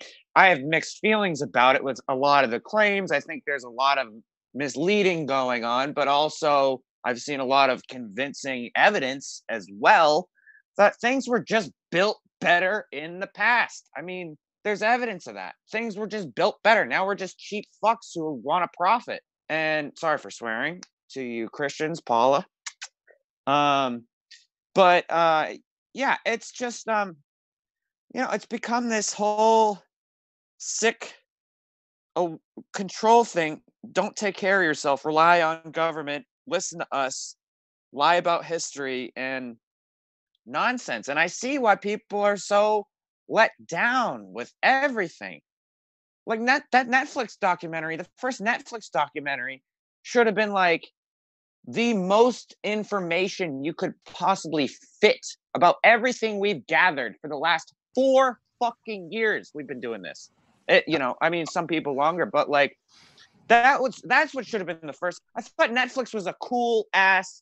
Everyone gets a documentary. Everyone gets a stand-up. Everyone gets a brand new TV show. Well, as soon as I saw Stephen Greer's little alien mummy thing show up, I knew Netflix, any truth there was over. So, well, I don't think it's their fault. I mean, entertainment-wise, yeah, they have freedoms, and they're very free about a lot of things with all these original series that are so wonderful. I mean, I watch them all. But, it is still a mainstream platform. So they're not going to let us get away with actual truth that would revolutionize the world. So I understand how it went down, and it's unfortunate. And I do give Bob my love. I mean, I've been watching them since the beginning as well. They brought up countless amounts of things that people have sent into them that they present in a very proper way. Hell, the Morgiles Iron Republic is one of my favorite videos on YouTube. It's 5 hours long. It's an audiobook from the 1902 magazine. And that's why I loved earlier today, you guys had someone talking about, what if we're just an experiment in a petri dish and there's other civilizations we have no idea about? I think the elite do know about other civilizations, and they've done this. I wanted you guys' thoughts on, actually, no, I was saying this on Phuket Words. But no, I want everyone's thoughts on the fact that we all learned this because of YouTube, pretty much. Overall, that's a big majority of people. We're recommended Flat Earth Clues or 200 Proofs or, not to give credit to fucking Matt Powerland, but to him as well. Man, his ego has really gotten up his ass lately. But anyway, I'll tell you what, you make a really good point, and it could be a rollout. Well, I was thinking experiment. I was thinking the what is it, Behind the Curve, the mockumentary thing movie. I heard that on that they had a budget of $10,000, and they made this movie on a budget of $10,000. They went round, they spent days and days and days in people's houses and all the rest of it. I mean, $10,000 in the flat Earth community is absolute pittance. There is nothing. I mean, there are thousands of pounds being raised for rockets, balloons, all sorts of lasers, all sorts of experiments. Why don't we raise the $10,000 ourselves and film our own documentary, our own actual documentary, not a docu-movie, where we follow flat earthers around and we actually document everything we've done over the last 4 years? Well, we could do that, sir, but the problem is, what's the platform to share it on is the thing, where it's going to reach those millions. That's the thing of it. It's these mainstream platforms. So that's why people agreed to contracts, is because, oh, wow, this is going to be on Netflix. Fuck yeah, sign me up, not knowing, and also, not to be devil's advocate here, but like, I do understand. First of all, I love Bob and everything, Jaron and Bob and everyone else, and everyone, even Mark Sargent and everyone. But I do understand, as devil's advocate, I mean, we are conspiracy theorists from day one, are we not? I mean, we are skeptics from the beginning, are we not? To have a $20,000, piece of equipment, which that obviously costs more than you just said, $10,000 for the whole movie, but that one experiment that proved everything that fucked it up, right? It cost $20,000 from an anonymous donor. I can understand why there's so many fucking skeptics calling him a shill or whatever the fuck, It's like, because he did sign the contract. It's like, well, why did you sign it? Are you stupid? What are you doing? But I get both sides of everything, because we all have to be skeptics in this whole community. This is the irony I mean? of the whole situation, isn't it? Right. It's the people that don't actually understand science trying to use it against that ring laser doesn't prove anything scientific. Yeah, I know, and I don't think that should have been the way to go. I mean, just use a regular old gyroscope. I mean, that's proof enough. But also, like, we know a guy. So I get. Well, Bob didn't actually do the experiment. Bob wasn't even there. Bob just saw the data. Right. Okay. Well, see, Bob doesn't have a gyroscope. So there you go. He never got any money for it. It's unfortunate that he's getting all this flack. Yeah, it definitely is, because he's come out and said it multiple times. I've never seen the thing demonstrated. This was somebody else, and it's their information. It was a fiber optic. It's not Bob's to release. Not his. Exactly.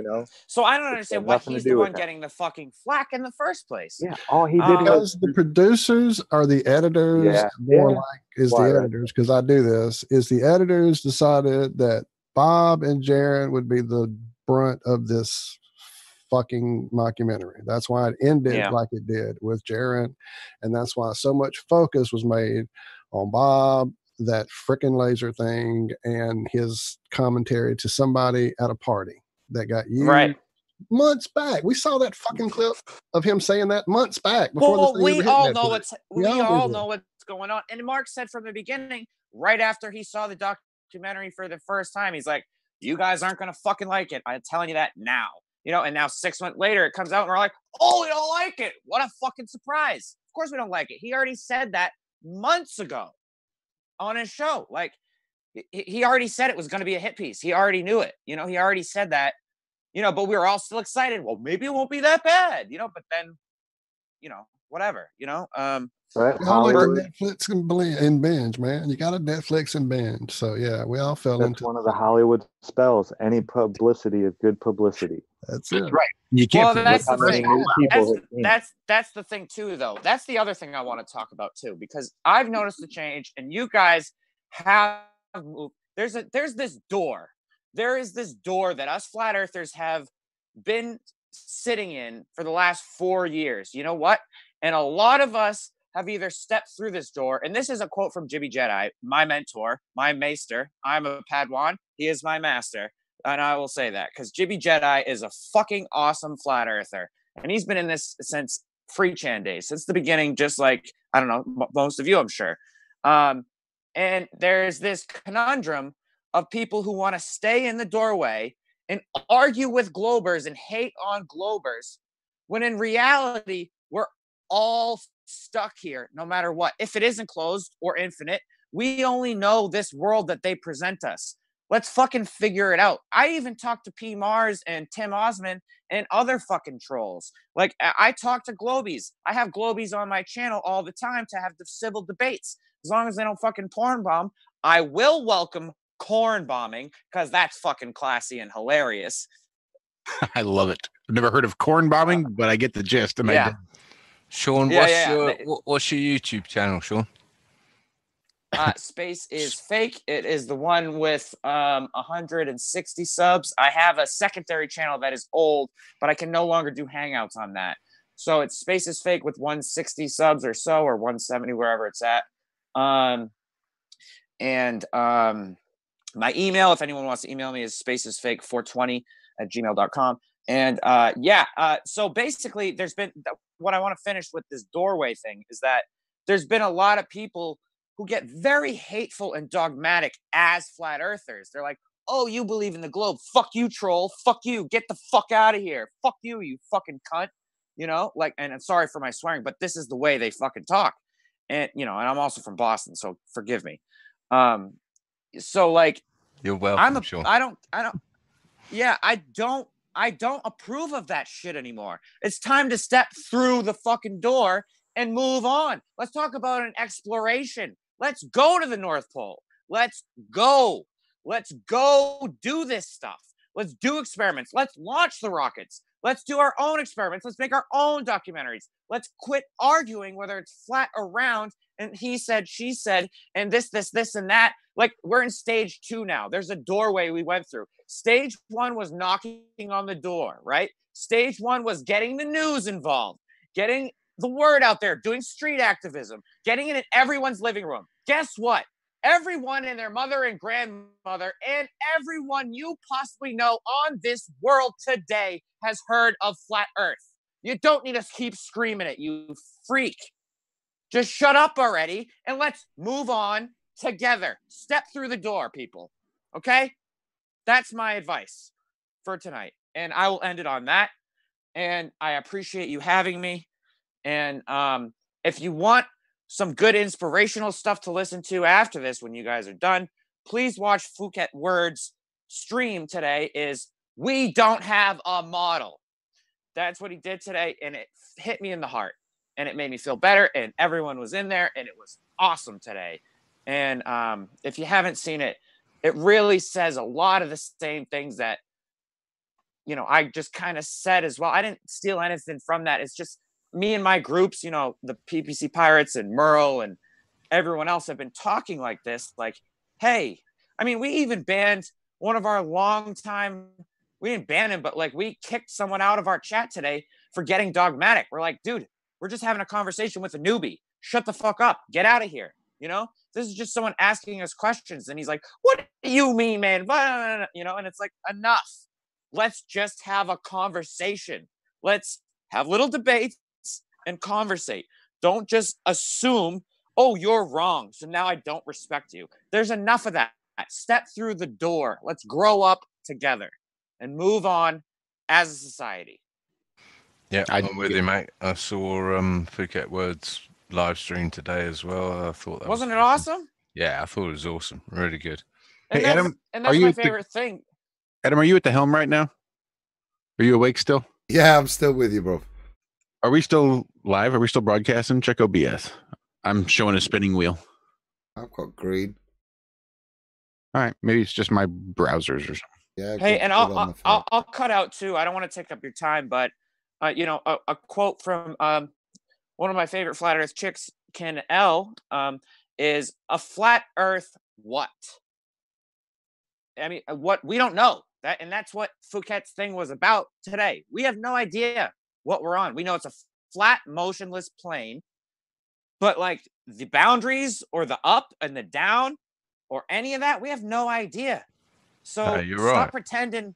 Stop pretending like you know what the sun is or what it does. Stop pretending like you know what the moon and stars are. Stop pretending like there's an ice wall or not an ice wall. Stop pretending whether it's a circular map or square map. Stop labeling yourself. Well, most people haven't been, 60-degree north or 60-degree south. So anything outside of that is unknown. Most of us haven't been more than 45,000 feet up. So anything above that is unknown. We've not been 8 miles down. So anything below that is unknown. So we're on there's a lot of I don't know in donut. This. Yeah, there's a lot of, if it's a donut even, it could be a very, very small couple of lines. I've been saying toroidal donut for 3 years. Well, I only say donut because we have boundaries. It makes sense. 60 degrees north, 60 degrees south, 8 miles down, and but that's conforming to an AE map. It could be a dang Pac-Man for all you know, or a VR for all you know. It could be like a video game where the walls are just a soft barrier. You keep running in the ocean and there's nowhere to go, or you Pac-Man right through to the other side. Who the hell knows? We don't. So have you ever seen the movie Time Bandits? I haven't, but I'm gonna look it up. It's amazing. Go watch it. It's amazing. There's a part where they run into a wall and they're like, bruh. and they all get flat, and then they I think a guy throws a bone and it breaks this big giant mirror. Yeah, and the other And then part it's of like a big ditch. the other part of it is like, Mark does promote his Truman Show model, AE model, Truman Show, God's planetarium, terrarium, and that's how the Bible does describe it, and every other scripture all over the world. I get it. That's the one I actually lean towards. I do lean towards an AE enclosed model, because otherwise, how do you have a vacuum next to pressure? It makes sense in my head, and it's the easiest to display to the public. It's the most well-known model. It makes the most sense. There are some problems with sunsets, with the Southwest thing going on. There are a few problems with it, lunar eclipses and whatnot. I don't know how a lunar or a solar. No. I don't know how a lunar eclipse exactly works in a flat Earth model in any of them. But hold on, Sean. None of that has any problems if you know that you're looking at a reflection, or right, the sun or the moon that you're looking at on their own. They could be phasing on their own, or Rahu K2, Rahu K2, and there could be rings of ice, islands outside. There could be way more land. I actually think there's a problem. There's a lot more land. There's a problem of explaining it in the paradigm that we are already in. But if you're in a paradigm where everything we see above us is close and small, and it makes much more sense. And possibly through a different medium like water, or who knows, crystal, like bioluminescence. Magnetic. The stars and planets are bioluminescence, right? I get that. Exactly. I agree with the small local things. I'm not saying these things are in space very far away. I'm no geocentrist. I mean, I'm a geoplanist. I don't know. Maybe it is. I think the word you're looking for might be flat earther. Yeah, I am a flat earther. I will use that term, but it's such a dirty word. I know, these days. it's toxic. It's toxic. And it's sad to hear that. And but we were programmed that way since birth. 3, 4, 5 generations. And you know what? To all those people saying, "Oh, this has been put in the bag 500 years ago, 2,000 years ago with the sticks and shadows." It's like bullshit. You know what? They were still debating this on television up until the 1985. There was this Bible Truth television show that they had this guy come on. He's like, "Oh yeah, I'm from the Flat Earth." He's like, "Oh, you're from the Flat Earth Society." They even made the Flat Earth Society a shill society since the 80s. That's right. They've never stopped Flat Earth debating it. They've never stopped debating it. I know, since the beginning of time. But even George Orwell. Society. Even George Orwell was writing about it in 1946. It's in all media. It's in all media throughout time. And people in the 1920s used to teach it. There was a guy in the 1920s who taught globe Earth, and he was blasphemized and kicked out of school and went to jail. I think they killed him, to be honest. There was a guy back in the early 1900s, the education minister in the UK, that was hounded out because he was trying to teach heliocentric. Yeah, that's what I'm saying. But no, the one I'm referring to, it's on Celebrate the Truth channel. He posted on Facebook all the time, and it's from 1985 TV. No, because no one thinks about, oh, they weren't talking about this in the 80s. They weren't talking about this in the 90s. Yes, they were. They just don't. They just say, oh, it's been around since 2015. The new resurgence. It's not a new resurgence. It's been around. But in this one interview on the TV, he gets on there. And he's like, yeah, the Earth. Anyone over 50 knows that the Earth is created. It's a flat, motionless plane. Water is flat for miles. He says all the same fucking things we say. And you know what they start doing in the crowd? They go, boo, USA, USA. Do you know what the difference is, Sean? The difference is, I mean, we've seen it with the flat Earth people that were on the news back in the 80s, 90s, and all the rest of it. The difference is now is that we have the science and we have the technology to. Yep, the cameras. Yes, exactly. And the technology has overtaken they can't hide it now. They can't hide it now. That is the problem. They cannot hide it now. They can't carry on with NASA and their fake space and their bullshit and now we see through all their Hollywood techniques like no problem. They don't even try to hide it some anymore. people see through them who have wakened up. Other people are still fooled by it. But the thing again, I wonder it's so is, funny. But here's a hope. Go ahead. do you think during that 85 appearance you're talking about, and I can remember a guy showing up on the Tonight Show with a rock, from the rock that saved him from falling off the edge of the flat earth. I remember watching that because I watched the Tonight Show every night. I was a comedy freak growing up. So I'm thinking that at those times when those people showed up on those big-ish television programs, whatever, there was probably something going on, either a huge push in space is fake, NASA's fake, the space shuttle blew up, whatever. Well, and but they also had to with the put hint, control bullshit out there to like they did with the hints, with the hint. Well, by him saying, "Oh, this saved me from falling off the edge," misinformation right there. There you go. Oh, but the Earth is flat, so it's like they're. I think that's why I think this 2015 thing on YouTube is a rollout on purpose as a test, an experiment. I think the government is sick of doing all this shit to stay in power and lie and keep the control. I think they're just tired of it and they've had enough and they want us to grow the fuck up as a society. I think they're sick of us babysitting. I think they're sick of babysitting us. Sean, what do you mean? Population control. What do you mean by the 2015 thing? The amount of almost every flat earther I know I say, how did you find out about flat Earth? Oh, it was recommended on YouTube. We were watching either some conspiracy video or Hollow Earth or some alien video, and then all of a sudden, 777. yeah, and then all of a sudden, a flat Earth video, either 200 proofs, math boiling, or flat Earth clues, popped up in the next video queue. It was right when the next video queue came out too. That next video queue wasn't a thing before 2015, really. There was no such thing as recommended videos. As soon as recommended videos became a thing and then autoplay became a thing, that's when Flat Earth went poof, and everyone learned about it. Where do you see this going, Sean? Where do you see this going in the I honestly think they're trying. I want to call it a.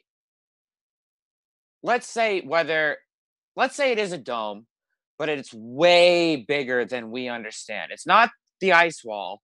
It's not just past the ice wall by 100 miles or 1,000 miles. But let's say it's a dome that's like 20,000 miles out, and the ice stops, and there's way more ocean and way more land, or another ring of ice, and kind of like the cosmic egg theory, or David Weiss's spiral out theory, which I made that map. If you Google right now in Google Images, go ahead, everyone. Google Images, spiral Earth. Go look, spiral flat Earth.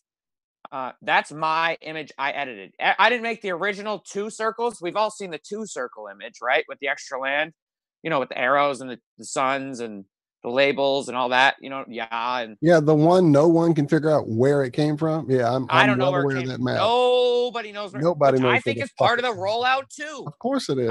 Yeah, and that's why I give credence to this rollout. I think I give credence to these things, and that's why I expand on these things. And that's why I don't give a fuck if Bob, Jaron, Mark, Patricia, David, every single one of these mainstream group people who run conferences and make money off it, who do whatever they do, all the fucking Europe people doing their trip soon with David Murphy and everything, even if they are all government fucking agents, they're teaching us the damn truth. So fucking suck it up, learn the truth, and grow the hell up, because it's time to take back our society from these pedo sick fuck banks who run wars and kill children every fucking day. Anarchy, baby. Anarchy. Greenpeace. Fucking sustainability, free electricity, tree houses, no roads, flying machines, all of it, clean water, all of it. Stick up for yourself and be ready for the war at hand, because the World War III, like they said, will not be between countries. It will be against the people of Earth versus the government. And this is the stages we're entering, my friends. Look at France. They're doing the right thing, even if there's some backpedaling behind that. But they're making some changes. I could say a lot of things that would get me in trouble. So could I. This time of night, I probably shouldn't. They're recording us anyway. I mean, they record I'll me. say one thing. The revolution will not be televised. Exactly. I mean, look at France. France wasn't televised at all. They're like, a few protesters gathered. No, it was millions of people in every city all over the country. They said a few protesters gathered. I was like, are you kidding me? I hope my kids' will say to me, "What's a television, Granddad?" Mm-hmm. Oh my God, what a beautiful world. That would be awesome. You know why? Because they're playing outside, building a tree fort and making up games and inventions and who knows the kind of technology. And that's why I loved, I mean, it's kind of utopian idealist, but the zeitgeist whole idea. But the problem with the whole zeitgeist thing is they don't ever explain how do we get to that utopia. They just say, oh, we should have this. It's everything will be perfect. Okay, well, what do you do with murderers? What do you do with rapists? They don't talk about that. They don't talk about any of that.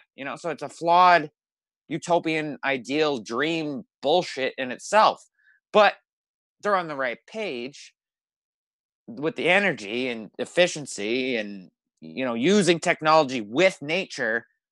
I call it post-scarcity anarchism is the way I want this world to head towards. And I think that's what Flat Earth is bringing to the table. It's called post-scarcity anarchism.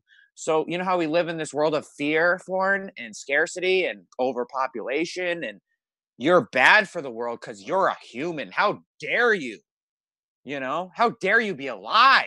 Oh my goodness. It's your fault the world's so fucked up.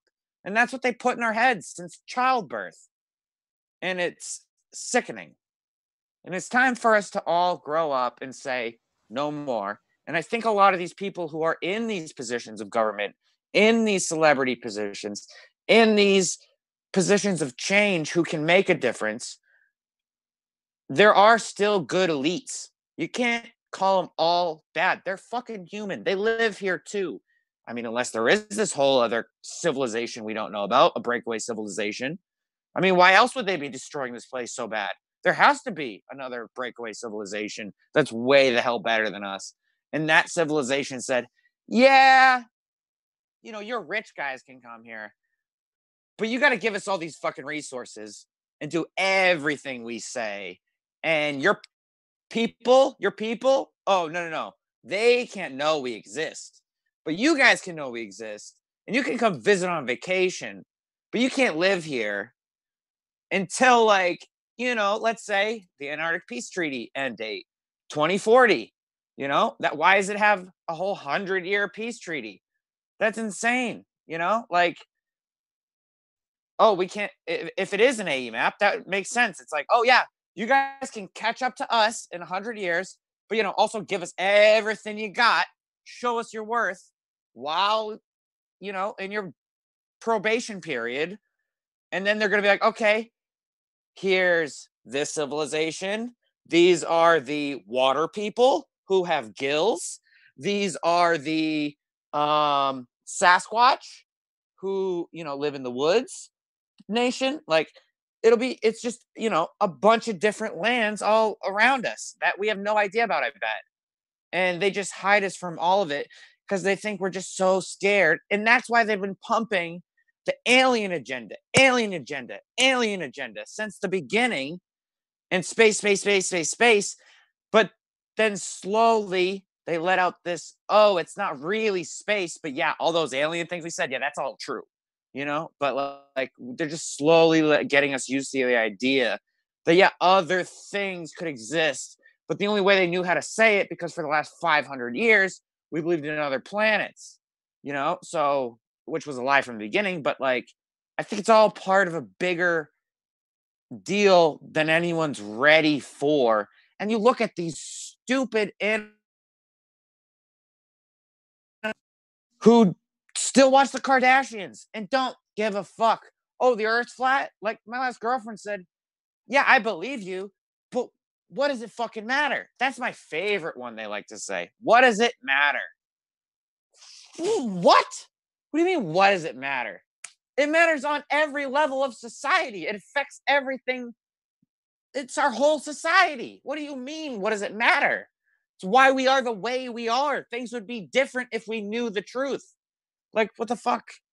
It's just that cognitive, like parents saying, well, it is what it is. That saying, it is what it is. What do you want me to do about it? It's just so many people are too complacent and pathetic and lonely and most people just want to survive and feed their kids and be happy and make a buck because that's the system we have. But I'm telling you, go watch the Iron Republic. I want to model our society after that. One diem is 8 hours worth of work. That's $1. It's an even, non-inflated money system. 1 day's worth of work is $1. So if something only takes an hour to make, that's fucking, 8 divide, do the math. But if something takes 8 hours to make, that's $1. And but that dollar's worth a lot. I mean, I work for 8 hours a day right now, and I make a decent amount of money. I'm not going to say on air, but I'm making a good amount of fucking money for what I do for work. I mean, what I do for work's important, but we don't need to get into that. But still, and there would be different classes of work too. And we wouldn't need to work our whole lives if we all worked together in this post-scarcity way, because technology would be doing most of the work. So we'd be tending to the energy factories. We'd be tending, and let's say it worked like how the communist parties in other countries do their military thing. Oh, you have to join the military for 2 years. What if it was the whole world they don't have to, they go to education their whole life. And then after education, instead of college, you have to work in the energy plant for 2 years. And then you get a free house for the rest of your life. And you can go do whatever, make whatever you want and sell it and whatever. Go be creative, live free, go travel wherever you want, build a house wherever you want.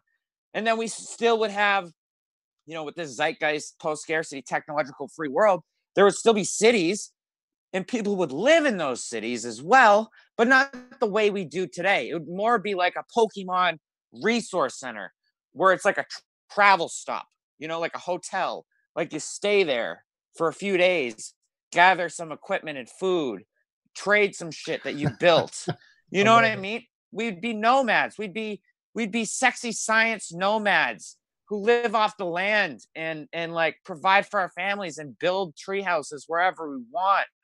And no taxes, because everything is based on $1. There, it's just pure trade, even trade. No such thing as taxes ever. No lobbying, no government, no nothing. Pure anarchism. Because anarchism doesn't mean no rules. You guys know this, right? Pure anarchy means no rulers, no masters. There's still unanimous laws. No killing, no raping, no stealing. Those are the 3 laws in my government. That's it. What else do you need? No killing, no raping, no stealing. That's it. Name another law you would need that doesn't quantify into one of those 3. Please. Name one law that you can make up that doesn't quantify into one of those 3 categories. Please. Can you think of one?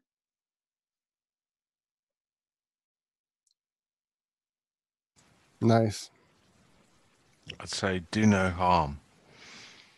But yeah, and that's God's law. That's human law. That's just human law. And that's how we used to fucking live before this whole Western colonization and kings and queens. And let's live like the Vikings did, Well, in a way, they also got corrupted by kings and queens. But what I'm trying to say? They were one of the most anarchistic, equal societies there was, I mean, their women had rights and shit.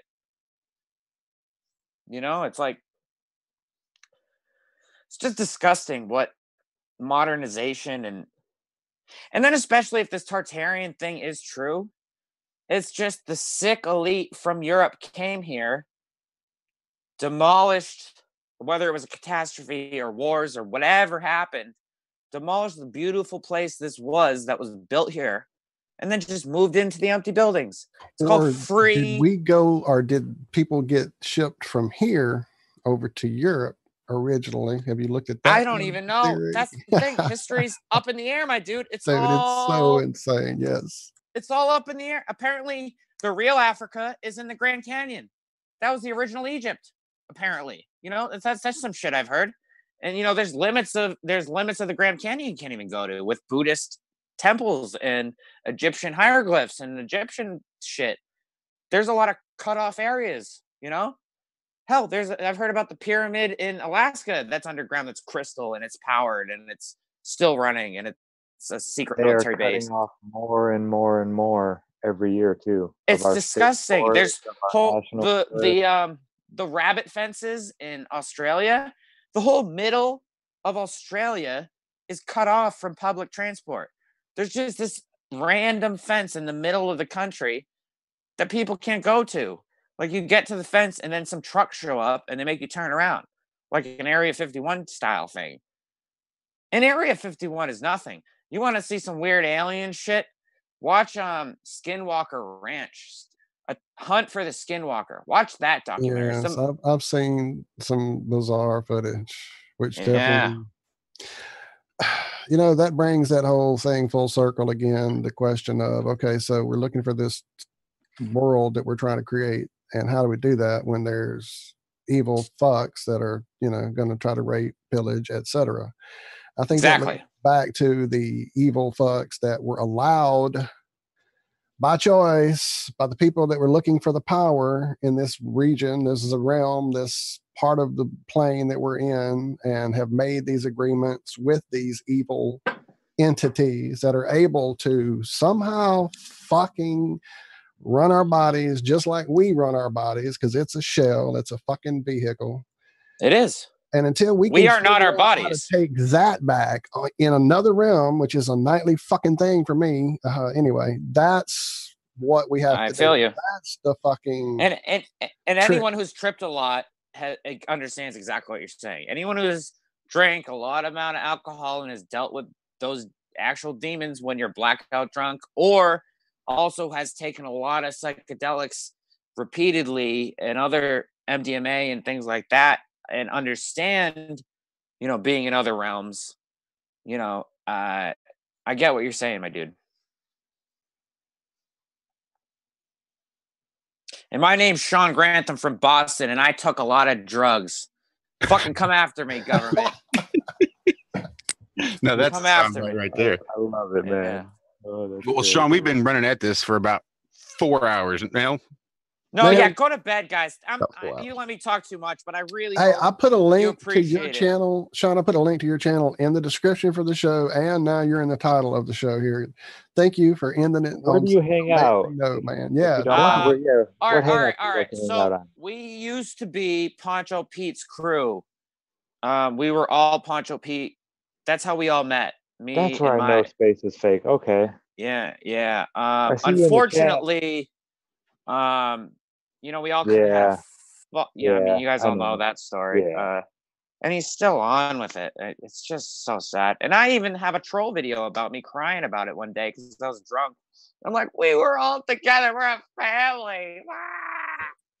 I was literally on troll versus troll. With respect to troll versus troll, because without troll versus troll, P. Mars and, you know, Tim Osmonds and IPS and other people out there, we wouldn't be in check. We'd have all these dogmatic ass weirdos in our fucking community that are just doing whatever they want all the time, and everyone would accept it. Oh, he's a flat earther, he must be cool, you know? But no, we need to watch who we're fucking talking to at all times. You never know. And it's good to keep it. And also they come up with some clever shit. These aren't stupid people. Because they, you know, just because someone believes in the globe doesn't make them a retard. And you know, it's time to step through the door. Like I said earlier, let's all step through the door. Let's all work together. Let's forgive Bob, everybody. Let's love Bob for what he's done for the community. Let's let him have his break. Let's not say, oh yeah, he shut it down. Oh, you should prove it. Like, calm down, everybody. We're all still gonna be here in 2 months, and we're like, oh, you're still talking about that? Wow. You know, like, shit goes by week by week by week by week by week by week by week by week. Blah, blah, blah. Time never stops. So let's fucking team up. Let's stop hating on everyone. And guess what? Because of this documentary, you guys are going to experience a lot of fucking newbies, even new trolls, even new people who have no idea about flat Earth. They're like, oh, I know it's a globe because the ISS is up there. I saw them do a flip.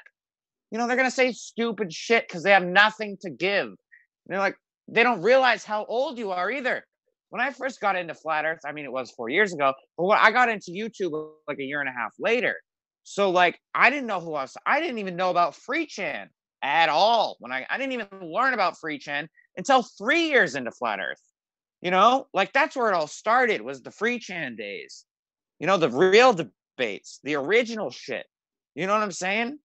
So I didn't even learn about that until like a year and a half after I was already into YouTube panelist format, Google Hangout shit.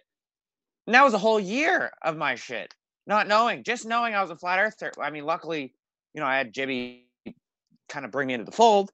And then luckily I was introduced to a great crew, the whole Poncho crew and everything else. And what a life we had there. Which Poncho's still alive. He's doing great. And I love him. God bless. I just don't want to do that whole tranny investigation thing. Sorry. It's not my cup of tea. And, you know, we all got banned. So I'm kind of just a little butthurt about it. So whatever. But anyways, I don't want to keep rambling because I've been rambling for the last hour. Hold on, And, Sean, tell us what are you talking about with Poncho Pete and trannies and yada yada? What was that all about? I'll give you the story. Go on, start from the beginning. You're gonna be here. We'll be here another hour. That's what I was gonna say. We're gonna be. I'm not. No, I'll give you the quick version because I don't really want to talk. But about I'll it jump on shit because I've seen so much. Well, go, just go. I'll shut up. Hey, so just real quick. Oh, never mind. Go ahead. Sorry. No, go. Please say it The first. Meekin quote. I'm gonna be a minute. What's Meekin 19? What is the quote? Does anybody remember? Who? Adam said something so beautiful and relative that I was supposed to send to my little brother. It's not what we learn, the way we learn it. It's how we learn it. God, that's All right, awesome. cool. Okay, sorry, Sean. That's okay. No, that's no. I'd rather you remember that. Write it down and send it to your brother right now. How old's your brother? 26 years old. How old are you? 40. So it's your younger brother. Yes, absolutely. Today. I have a feeling. Today's my birthday. Yeah. Happy fucking birthday, you fucking twat. Thanks, man. I have a feeling that you have a similar relationship to your younger brother that I do with my 15-year-old brother. You try to string him along and tell him the real way of life, right? You try to, you know, tell him everything he needs to learn so he's ready, right? Mm-hmm. Yeah, I'm the same way. My brother's only 15 though. But got some big talks to come. Yeah. Well, have you already got into all the conspiracy? I mean, I did all of it with him. Oh yeah. I mean, yeah. He knows. All right. Knows And you know what? You know what really made him trust me too? I was like, hey, you see that star right there, Polaris? You see how it's angled right above your roof? You see it right there? Every time you come in front of your house and look at this angle, right at that star, it'll be there every fucking night. When every other star is different, whenever you look, that one will be right fucking there, buddy. And he's like, and months later, he's like, you know what, dude? It's been there every fucking night. You were right. And I was like, yeah, that's what I've been telling you, man. You know? And it's great. You know, he listens to me about 9/11. He listens to my story because I'm honest about everything. I'm honest about everything with him. But anyways, Poncho Pete. So it all started with fucking jet fuel. Actually, you know what? It all started with the word Mongo. Do you guys know the meaning of the word Mongo? No, I know it was used in Blazing Saddles. I was going to say, I know Blazing Saddles character. That's my only point of reference. Go. Well, in Poncho Pete world, the meaning of the word Mongo is someone who believes their ancestors were a monkey spinning on a ball. You know, Mongo, you know, like monkey, Mongo, you know? That whole evolution thing, you know? So that became a term because we were very, very, very, very, very, that's why, like, everything's changed for some reason. I think they're doing something to our antenna frequencies this past year and a half or something, because without a doubt. Yeah, because no, all us flat earthers were like, oh, it's flat. You're a fucking retard. Fuck you, Globy. I did it too. I did it all over Facebook. I have countless threads of 500 comments of like 56 people commenting just against me, and I'm the one flat earther. I'm like, fuck you guys, and I'm drunk as shit. You know what I mean? Like, fuck all you guys. I'm right. Fuck you guys. You fucking retards. Blah, blah, blah, blah, blah. Over and over. And it becomes a dogmatic sense of flat earth. And some people are still stuck in that, unfortunately. But I think in certain areas of the country or the world, I think they're pumping different frequencies in our antennas while we're like waking up and we're like, oh, these trolls who have porn bombed us before aren't so bad. They're just people, but literally, and I think these people who were palm bombers are getting the same fucking treatment because they're coming on panel and they're not even porn. I think we're all just bored of yelling about it. You know what I mean? It's been 4 fucking years. It's flat. It's round. It's flat. It's round. It's flat. It's round. You're a fucking idiot. It's flat. No, you're an idiot. It's round because of this. No, it's flat because of this. Duck season. Rabbit season. Yeah. It's over and over and over and over. And now the people who have been in this long, they're just like, enough. Just shut up. What is it? Just what the fuck is it already? You've had some wins. We've had some wins. You've had some wins. We've had some wins. Let's call a fucking truce. Let's move on and let's fucking work together because the real enemy is the fucking government. You know what I mean? So anyway, yeah, back to Poncho. It started with the Mongo thing and it got dogmatic like that. And then it went into the whole jet fuel debate. And that's where people on the channel got split because they're like, no, the tanks have documents. The tanks are in the wings. All that fuel is in there. But then also us conspiracy people who are skeptical, I can show you a video right now that disproves. I'm on the side that there's a lot less fuel than 380 tons of fuel in those fucking jet A80. I used to pressure test fuel tanks for a living in refineries. You do not pressure test a liquid containing vessel with air.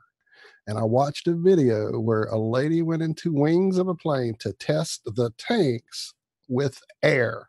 You're only testing air if you're holding air. Right. Okay.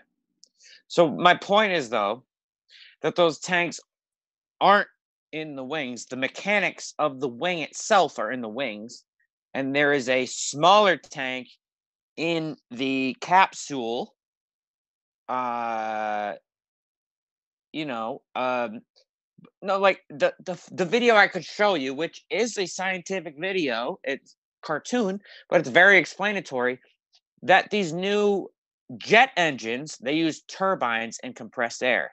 So the way it works is, and I don't need to get into the whole thing, but I'll say this real quick, is that it does use fuel. We're not saying there's no fuel. I mean, some people he went a little crazy with it and started to say, oh, planes are bumblebees. They work like bumblebees and they levitate. Fuck off. They do not. They use a decent amount of fuel, but it's not 380 tons in each or whatever it says. You can look up the number. The numbers they are telling you on Wikipedia are wrong. Okay, they're lies. Those are just facts. Those are lies. There's way too much fuel they're saying in those consumptions. Like, it doesn't make sense. You can't fit 3 Olympic-sized pools on each wing. You know what I mean? You can't fit the amount of fuel they're saying. The volume of fuel they say doesn't match up. So my point is they're using much, much, much, much, much less fuel and charging you for the much, much, much, much, much, much more fuel. The prices are way off is the conspiracy, okay? So they are using fuel, but it has a little mister spray that sprays into the turbine while it spins, and that spins. It's like a 2-phase turbine, right?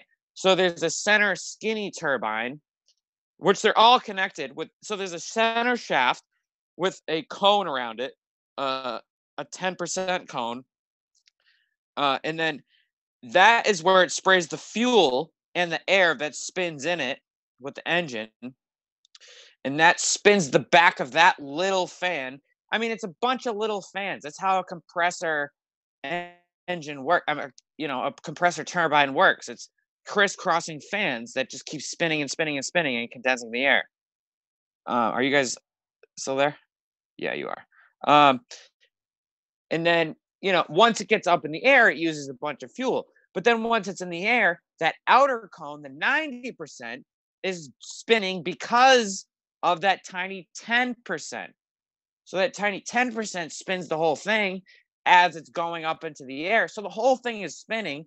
It's 100% the whole turbine spinning, but it's spinning because of that tiny spurt of fuel.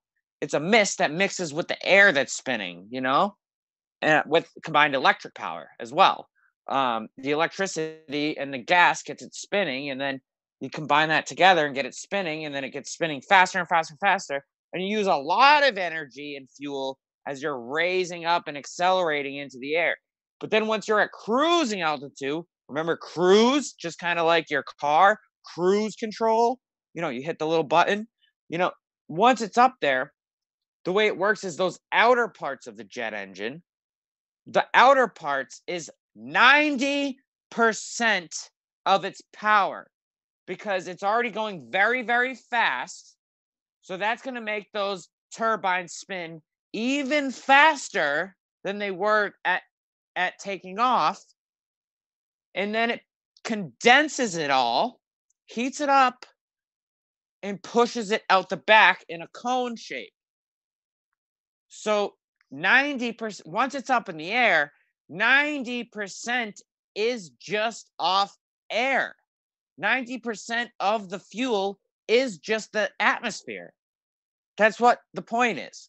So they're charging us as if it's all pure fuel injection. It's not a propeller plane, for fuck's sake. That only makes sense for a propeller plane. It's not a damn propeller. It's a fucking refined jet engine turbine that is a feat of magnificence. Plus the lift of a wing and just all the other dynamics of these magnificent machines that just float in our sky thousands of times a day, that go flat, by the way. If you look at their trigonometry data, they go up and up and up and up, level off. Even their map of all the flight path trajectories are flat. Mark Sargent has pointed out. I can go on about this. So to continue with the poncho story, this is what people got really fucking butthurt about. This is where people on the channel started disagreeing with each other, okay? And we're like, no, you're fucking wrong. And this is where the whole Mongol thing came in too. If you disagree with me, you're a piece of shit. So the majority of people who agreed came on one side. The majority of people who agreed with the other side were on the other side. They were not kicked off the channel, but they were frowned upon. Some of them were kicked off the channel. That's when the banning started. And this whole Poncho thing was kind of a worship thing anyway, where he's the star of the show. It's his channel. But it was really a group community thing. It was the continuance of FreeChan in reality. Everyone from FreeChan moved to Poncho Pete is what happened.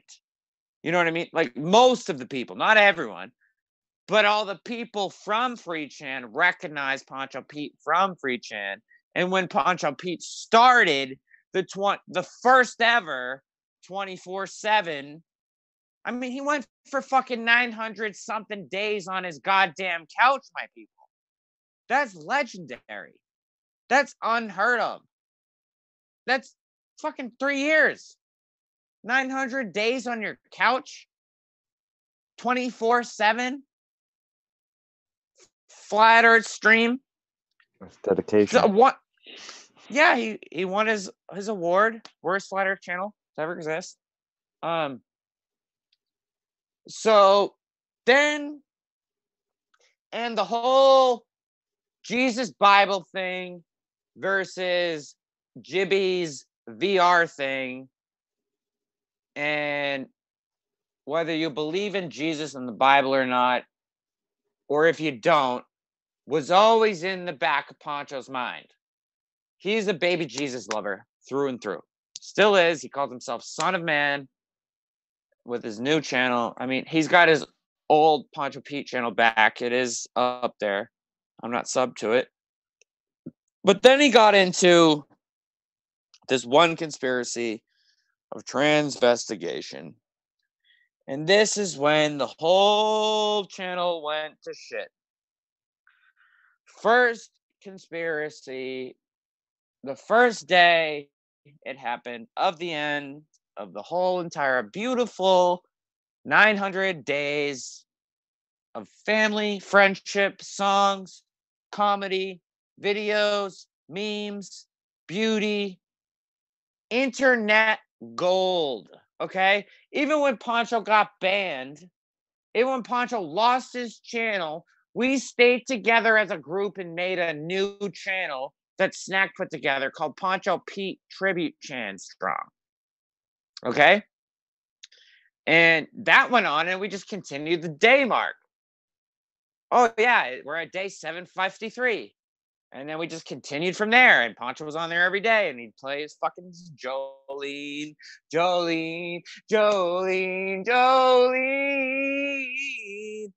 You know, every fucking day we did it. Every fucking day we did it for fucking, I don't know. And now I guess the PPC's crew is still a crew without Poncho. Now we're the Pirate Chan crew. Because Snack can, like one, all right, I'll get to that eventually. But so what happened was Bruce fucking Lee is apparently a fucking woman. Poncho came across this one particular conspiracy, and it all went to shit. To pure fucking shit. That's lost a lot of good flat earthers. The transvestigation. No. I know. And like, so we're like, haha, Poncho. The first day, the very, very first day this happened, we're like, yeah, okay, maybe. Yeah, that's a possibility. I don't believe you, but yeah, like maybe. You know what I mean? But then it didn't stop. He went on to other transvestigations. This was his new fucking thing, right? So this went on for 3 days of all of us still on channel, arguing, and him just yelling at us. This is where he got dogmatic and weird. You know, this is where he got like, oh, you don't, I'm telling the truth. I know Jesus is baby Jesus and blah, blah, blah. And, you know, fucking Bruce Lee's not a man. You know, he's a born woman. Because I saw a fucking YouTube video. I'm like, Poncho, it's a fucking video. It's not real. He's like, I'm going to research this. I'm like, well, great. Yeah, okay. I see your point. But we don't agree with you. Just like we didn't agree with him on the fuel tanks, which he got a little carried away with anyways by calling fucking planes bumblebees. He was saying they were levitating like fucking bumblebees. No, they're fucking not. They're using fuel. They're not just like bumblebees using resonance. Sure, they use a bit of resonance to fucking float. It's called lift. You know, it's called fucking lift. That's how wings work. Wings work with lift, but it needs a propulsion to push it, for fuck's sake. He was trying to say they just fucking float away, you know? So people didn't agree with that, of course, just like I don't. But like then he got into the Bruce Lee thing. And I was one of the first to say, yeah, I don't believe you, dude. Bruce Lee's not a girl. He looks nothing like a girl. He's not a fucking woman. He didn't have no sex change. Bruce Lee's not a woman. Bruce Lee's woman! That became a fucking thing. That little statement I just made. At first it was a joke. But now it's just sad to even say that. And I wish I didn't even just say that. Yeah, me like too. Yeah. So it just turned into everyone's a Tic Tac head. The hips don't lie and it's starting to really right. You know, Shakira. Hips don't lie. Because like he was basing all his shit on physiques of skeletons. That, I mean, can you guys all agree with me that every single person born has a different shape and body? We're all fucking snowflakes, right? We're all unique. Sure, men have a general, sort of. the most overall. I mean, some men type. have women.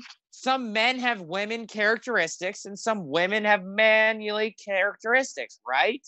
There's no definite answer. It's called genetics. We're all fucking different, right? Definitely. Yeah. So he's trying to say, oh, Tic Tac head, that's a woman. Fucking straight hips, that's a man. Like, he was just starting to name celebrities and name famous people and guaranteeing that they were a male or female. So basically, if they were a male and they're a celebrity, they are now a female. If they're a female and they're a celebrity, they are now a male. And he was pointing it out. He was pointing it out how it's possible. And there was about 95% of chat and panel saying, nah, dude, you're wrong. Sean, Like, how much what do are you you on about? How much of the Flat Earth rollout being recommended on YouTube's 4 years ago, 5 years ago, how much of that do you think is tied in to this sort of personality type that seems to just go completely overboard? Because every Like little with this kid, well, this every little transvestigation one, thing is every definitely not a single thing, they rollout. just completely No. This themselves one, into. maybe it's part of the experiment. Like you guys are saying, like, what if, like how I said that Flat Earth could be part of the rollout? Maybe that's the spectrum. Holy shit, you're on to something, my dude. I think it's That makes me, sort of one step at a time. wow. It's going to resonate with a certain amount of people. I Certain never people will even catch on. thought about that. It's a spectrum experiment. How much will you believe? It's a goddamn spectrum experiment. Which we all know the flat earth is truth. Maybe it started with flat earth, though. Maybe that was the neutral, right? Well, it's got to incrementally. It's got to happen in increments, right? And you got to have that little bit of truth to catch the right kind of people. First, you got to So all right. kind of so fish, the first, then you got to first stage. I like this theory, man. You make a lot of sense. Who just said that? Who's Adam? No, sorry, that's Josh Corey. Thank you for saying that, because that just opened up my mind to a whole, because that agrees with my whole rollout conspiracy that this is all on purpose. Fuck. So, we've all believed the lie for so long. They did 9/11. That was one of our first tests, right? 9/11 was one of the biggest tests, to be honest, because before 9/11, there was no tests. I mean, there was a couple, But I bet that could be argued. There's several tests. Oh, yeah, there's been quite a few, my friend. Quite a few. well, I was a baby. That was my first test. Okay. Right. Because Absolutely. the 90s were fucking magical for me. Okay. I had video games. I had friends. I had a basketball court. I played outside, played manhunt, had sleepovers. Things were great. I wasn't scared to go walk down the street. 9/11 Just to be clear, you happens. guys weren't really going out and hunting men, right? Just to be What? clear. You said we were What? having manhunt. I was playing manhunt. Yeah, the game, you idiot. Tag. Oh, yeah, Game. yeah. I'm just making sure that Well, there's again that certain subset of people out there that just take everything to the extreme. So you don't want to have that taken out of context. Yeah. I hunted men at the age of 10. I hunted men. I had a crossbow. My father was behind my side. He said, hey, aim a little left. No, we played hide and seek. It's just an advanced form of hide and seek where you had to actually tag the person when you found them. You had the chance to run away. Oh yeah, That's ditch. what We called it ditch. Yeah, same. Yeah. We all played the same. Isn't that another weird thing about children? Children never taught each generation what to play, but we all played the same games. Just like that little S symbol, the three lines, and then you connect the fucking dots to make that weird S symbol. For skate or die. Right. Right. How old do you think that fucking symbol is? Take a guess. Oh, I couldn't even imagine. It's probably thousands. It goes back to like Greco-Roman days. There was a history report done on it. Like it goes way the fuck back. And it's a complete mystery why children do it. Still to this day, we don't know why third graders make that special S. But every fucking third grader you've ever known in the history of time has done that fucking symbol. Name me a single person in your life who hasn't made that fucking symbol with a pen and paper. Name one. It has to go back to like Sanskrit or something. Like, why do we make that fucking symbol? It makes no sense. I make it because my name's Sean. It looks like an S. But why did you can't find a single that should be a survey on Jimmy Kimmel. Like, nobody has not made that fucking symbol in their life. Ever. That's a fact. Well, it's a that's a speculative bold statement. fact. It's a speculative fact, but for fuck's sake, I've done my research on it, and I'm telling you, it goes back farther than you fucking think. This wasn't like an 80s thing. I mean, there was a Reddit about it. And people were asking, oh, yeah, I used to do that in the 90s, right? It started off as like, 90s kids trying to... Remember the 90s thing that the S symbol, right? With the three lines and you connect the dots. Remember that in the 90s, right? And then 80s kids started dropping in. And like, fuck you guys. It's not a 90s thing. We've been doing that too. And then 70s kids started dropping in. And then fucking somehow, because 70s kids are now adults at that point, they were talking to their parents and like, hey, you remember that little fucking stupid thing I used to draw, the S symbol? And then the parents would say, oh yeah, I used to draw that shit too as a kid. For some fucking reason, I think it's programmed in human brain to draw that fucking symbol. It's a really weird enigma of humanity that makes no sense at all. And we don't even know what it means. It's just a weird S. We consider it an S because of the English language, but it might not even be an S. It could be this like godly satanic thing. Who knows? It just looks like an S because of English. But how old is English? What if it's older than English language? It could be one of these Sanskrit fucking symbols we have no idea about, and it's just implanted in our brain since the beginning. Just like how, you know how a bird, wakes up and it lives in the nest for a while and eats, and then it falls out of the tree and just kind of knows how to fly. Or like a giraffe is born and it just starts running and it knows how to run. Or like a wolf or a dog, when they're born, they're a couple days old, they can start to see. And as soon as they can start walking, they see a squirrel, they automatically chase it. Why do they know to chase the squirrel? Why do they know what to eat? Why do they know how to be an animal? You know what I mean? We are animals in a way, I think it's one of those inbred, weird societal things we don't talk about that probably has a lot more. It might be our brainwashing cue, that symbol. It might be our freedom. It might be our, I don't know. It's like a weird thing we all, but let me ask you, everyone on panel, did you draw that symbol ever in your life? I've definitely drawn it. Oh, definitely. Drew it a lot. Drew it as an endless chain many times, actually.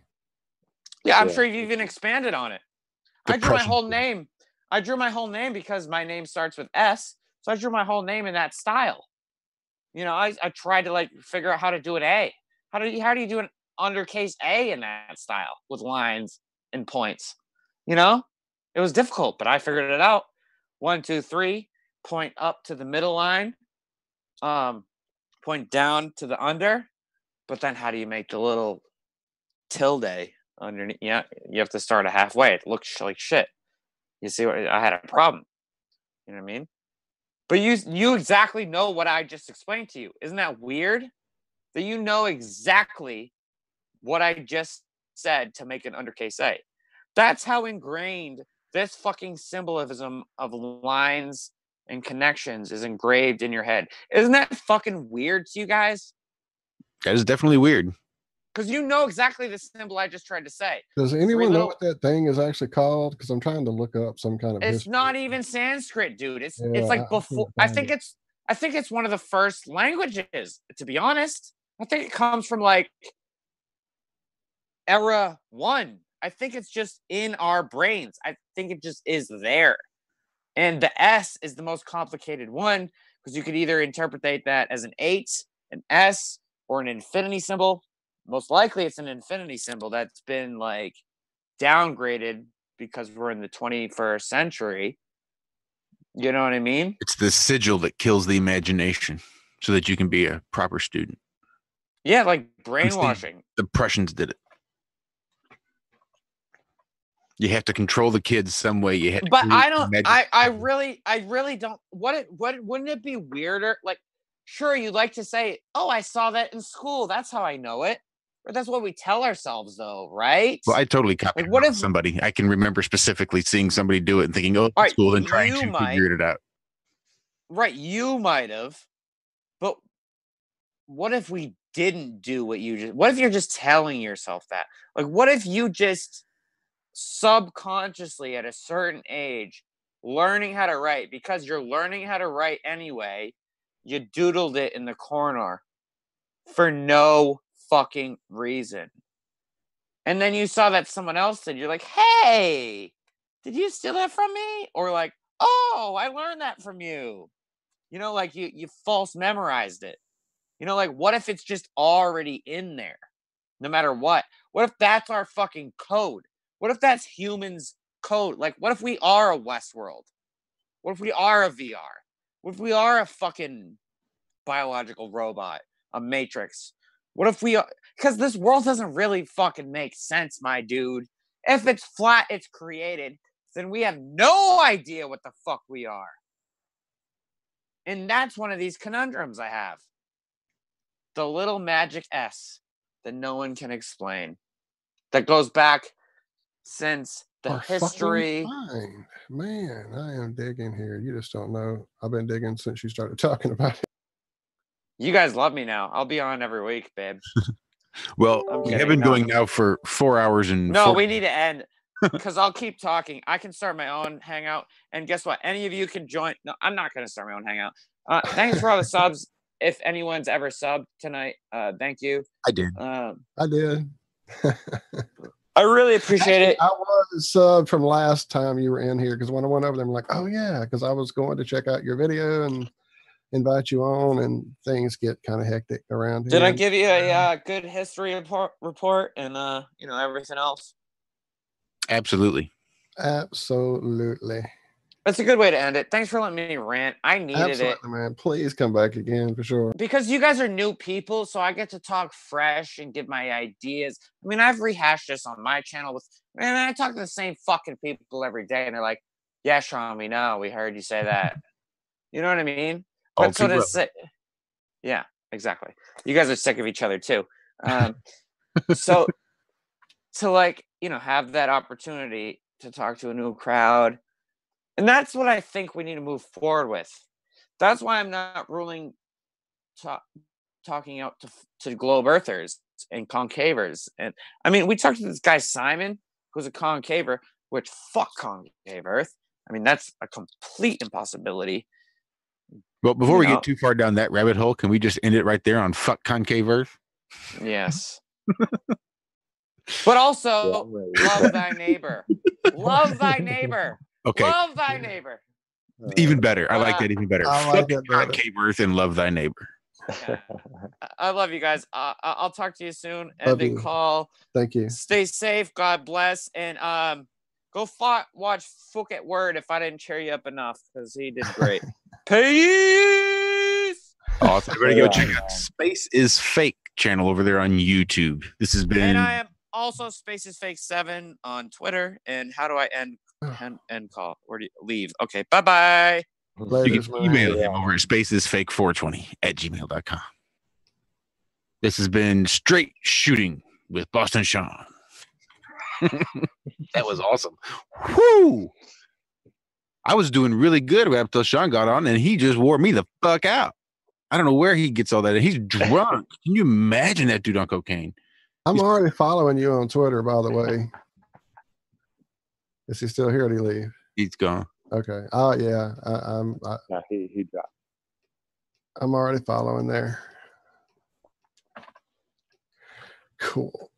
Yeah, it seems like I follow him on Twitter as well. If that's the same Space is Fake that I follow. I don't know that there's probably more than one.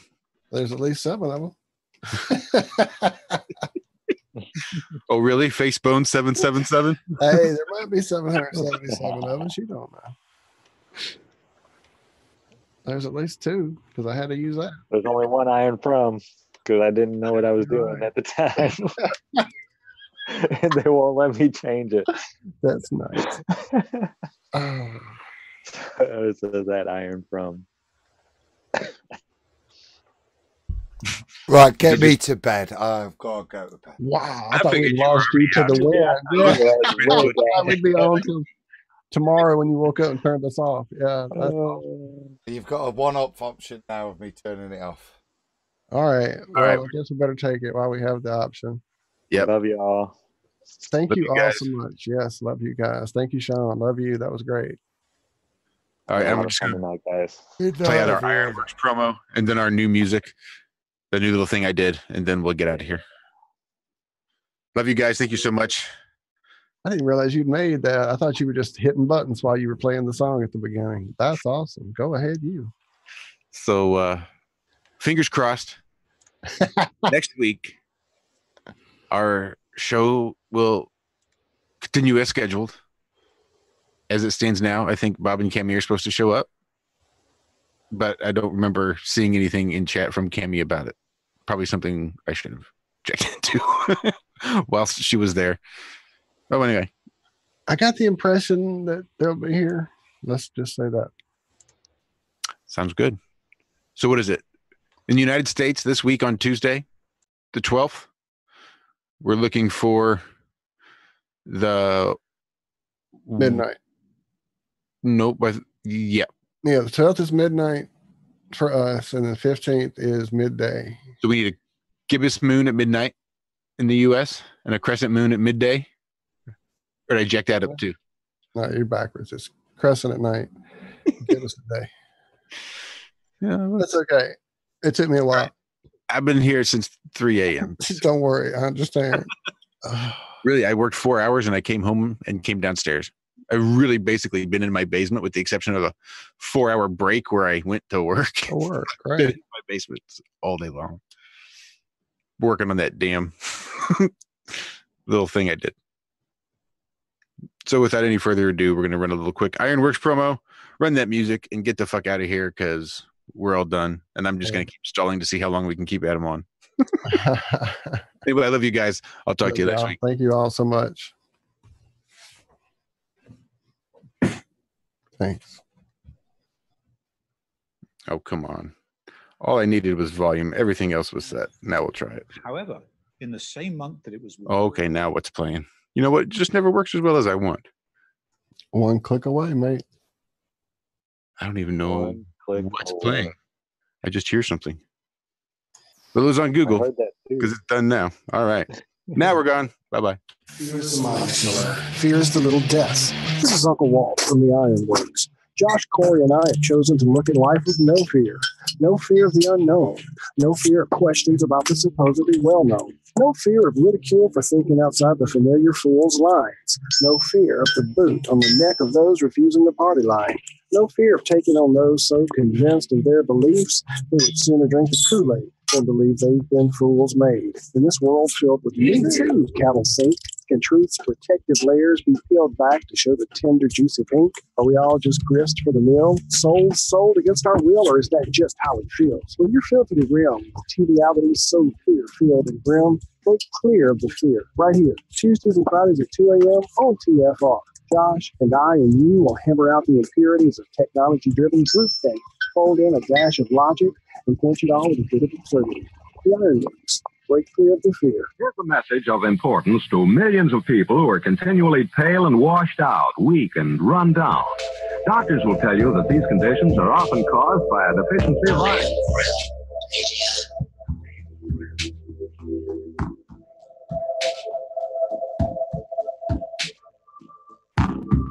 The iron you need to keep you physically fit and mentally alert.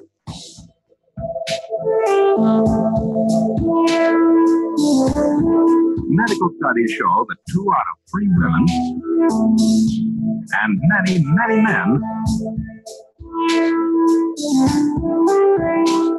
lack the daily iron your body requires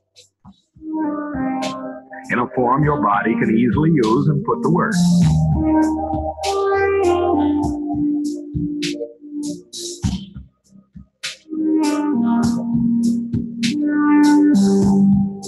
Every dose gives you more than your daily minimum iron requirement. We are awake. We are awake. We are not alone. We are striving for more. So if you're not getting the iron your body needs, we are awake. if you feel weak, run down, and are easily upset,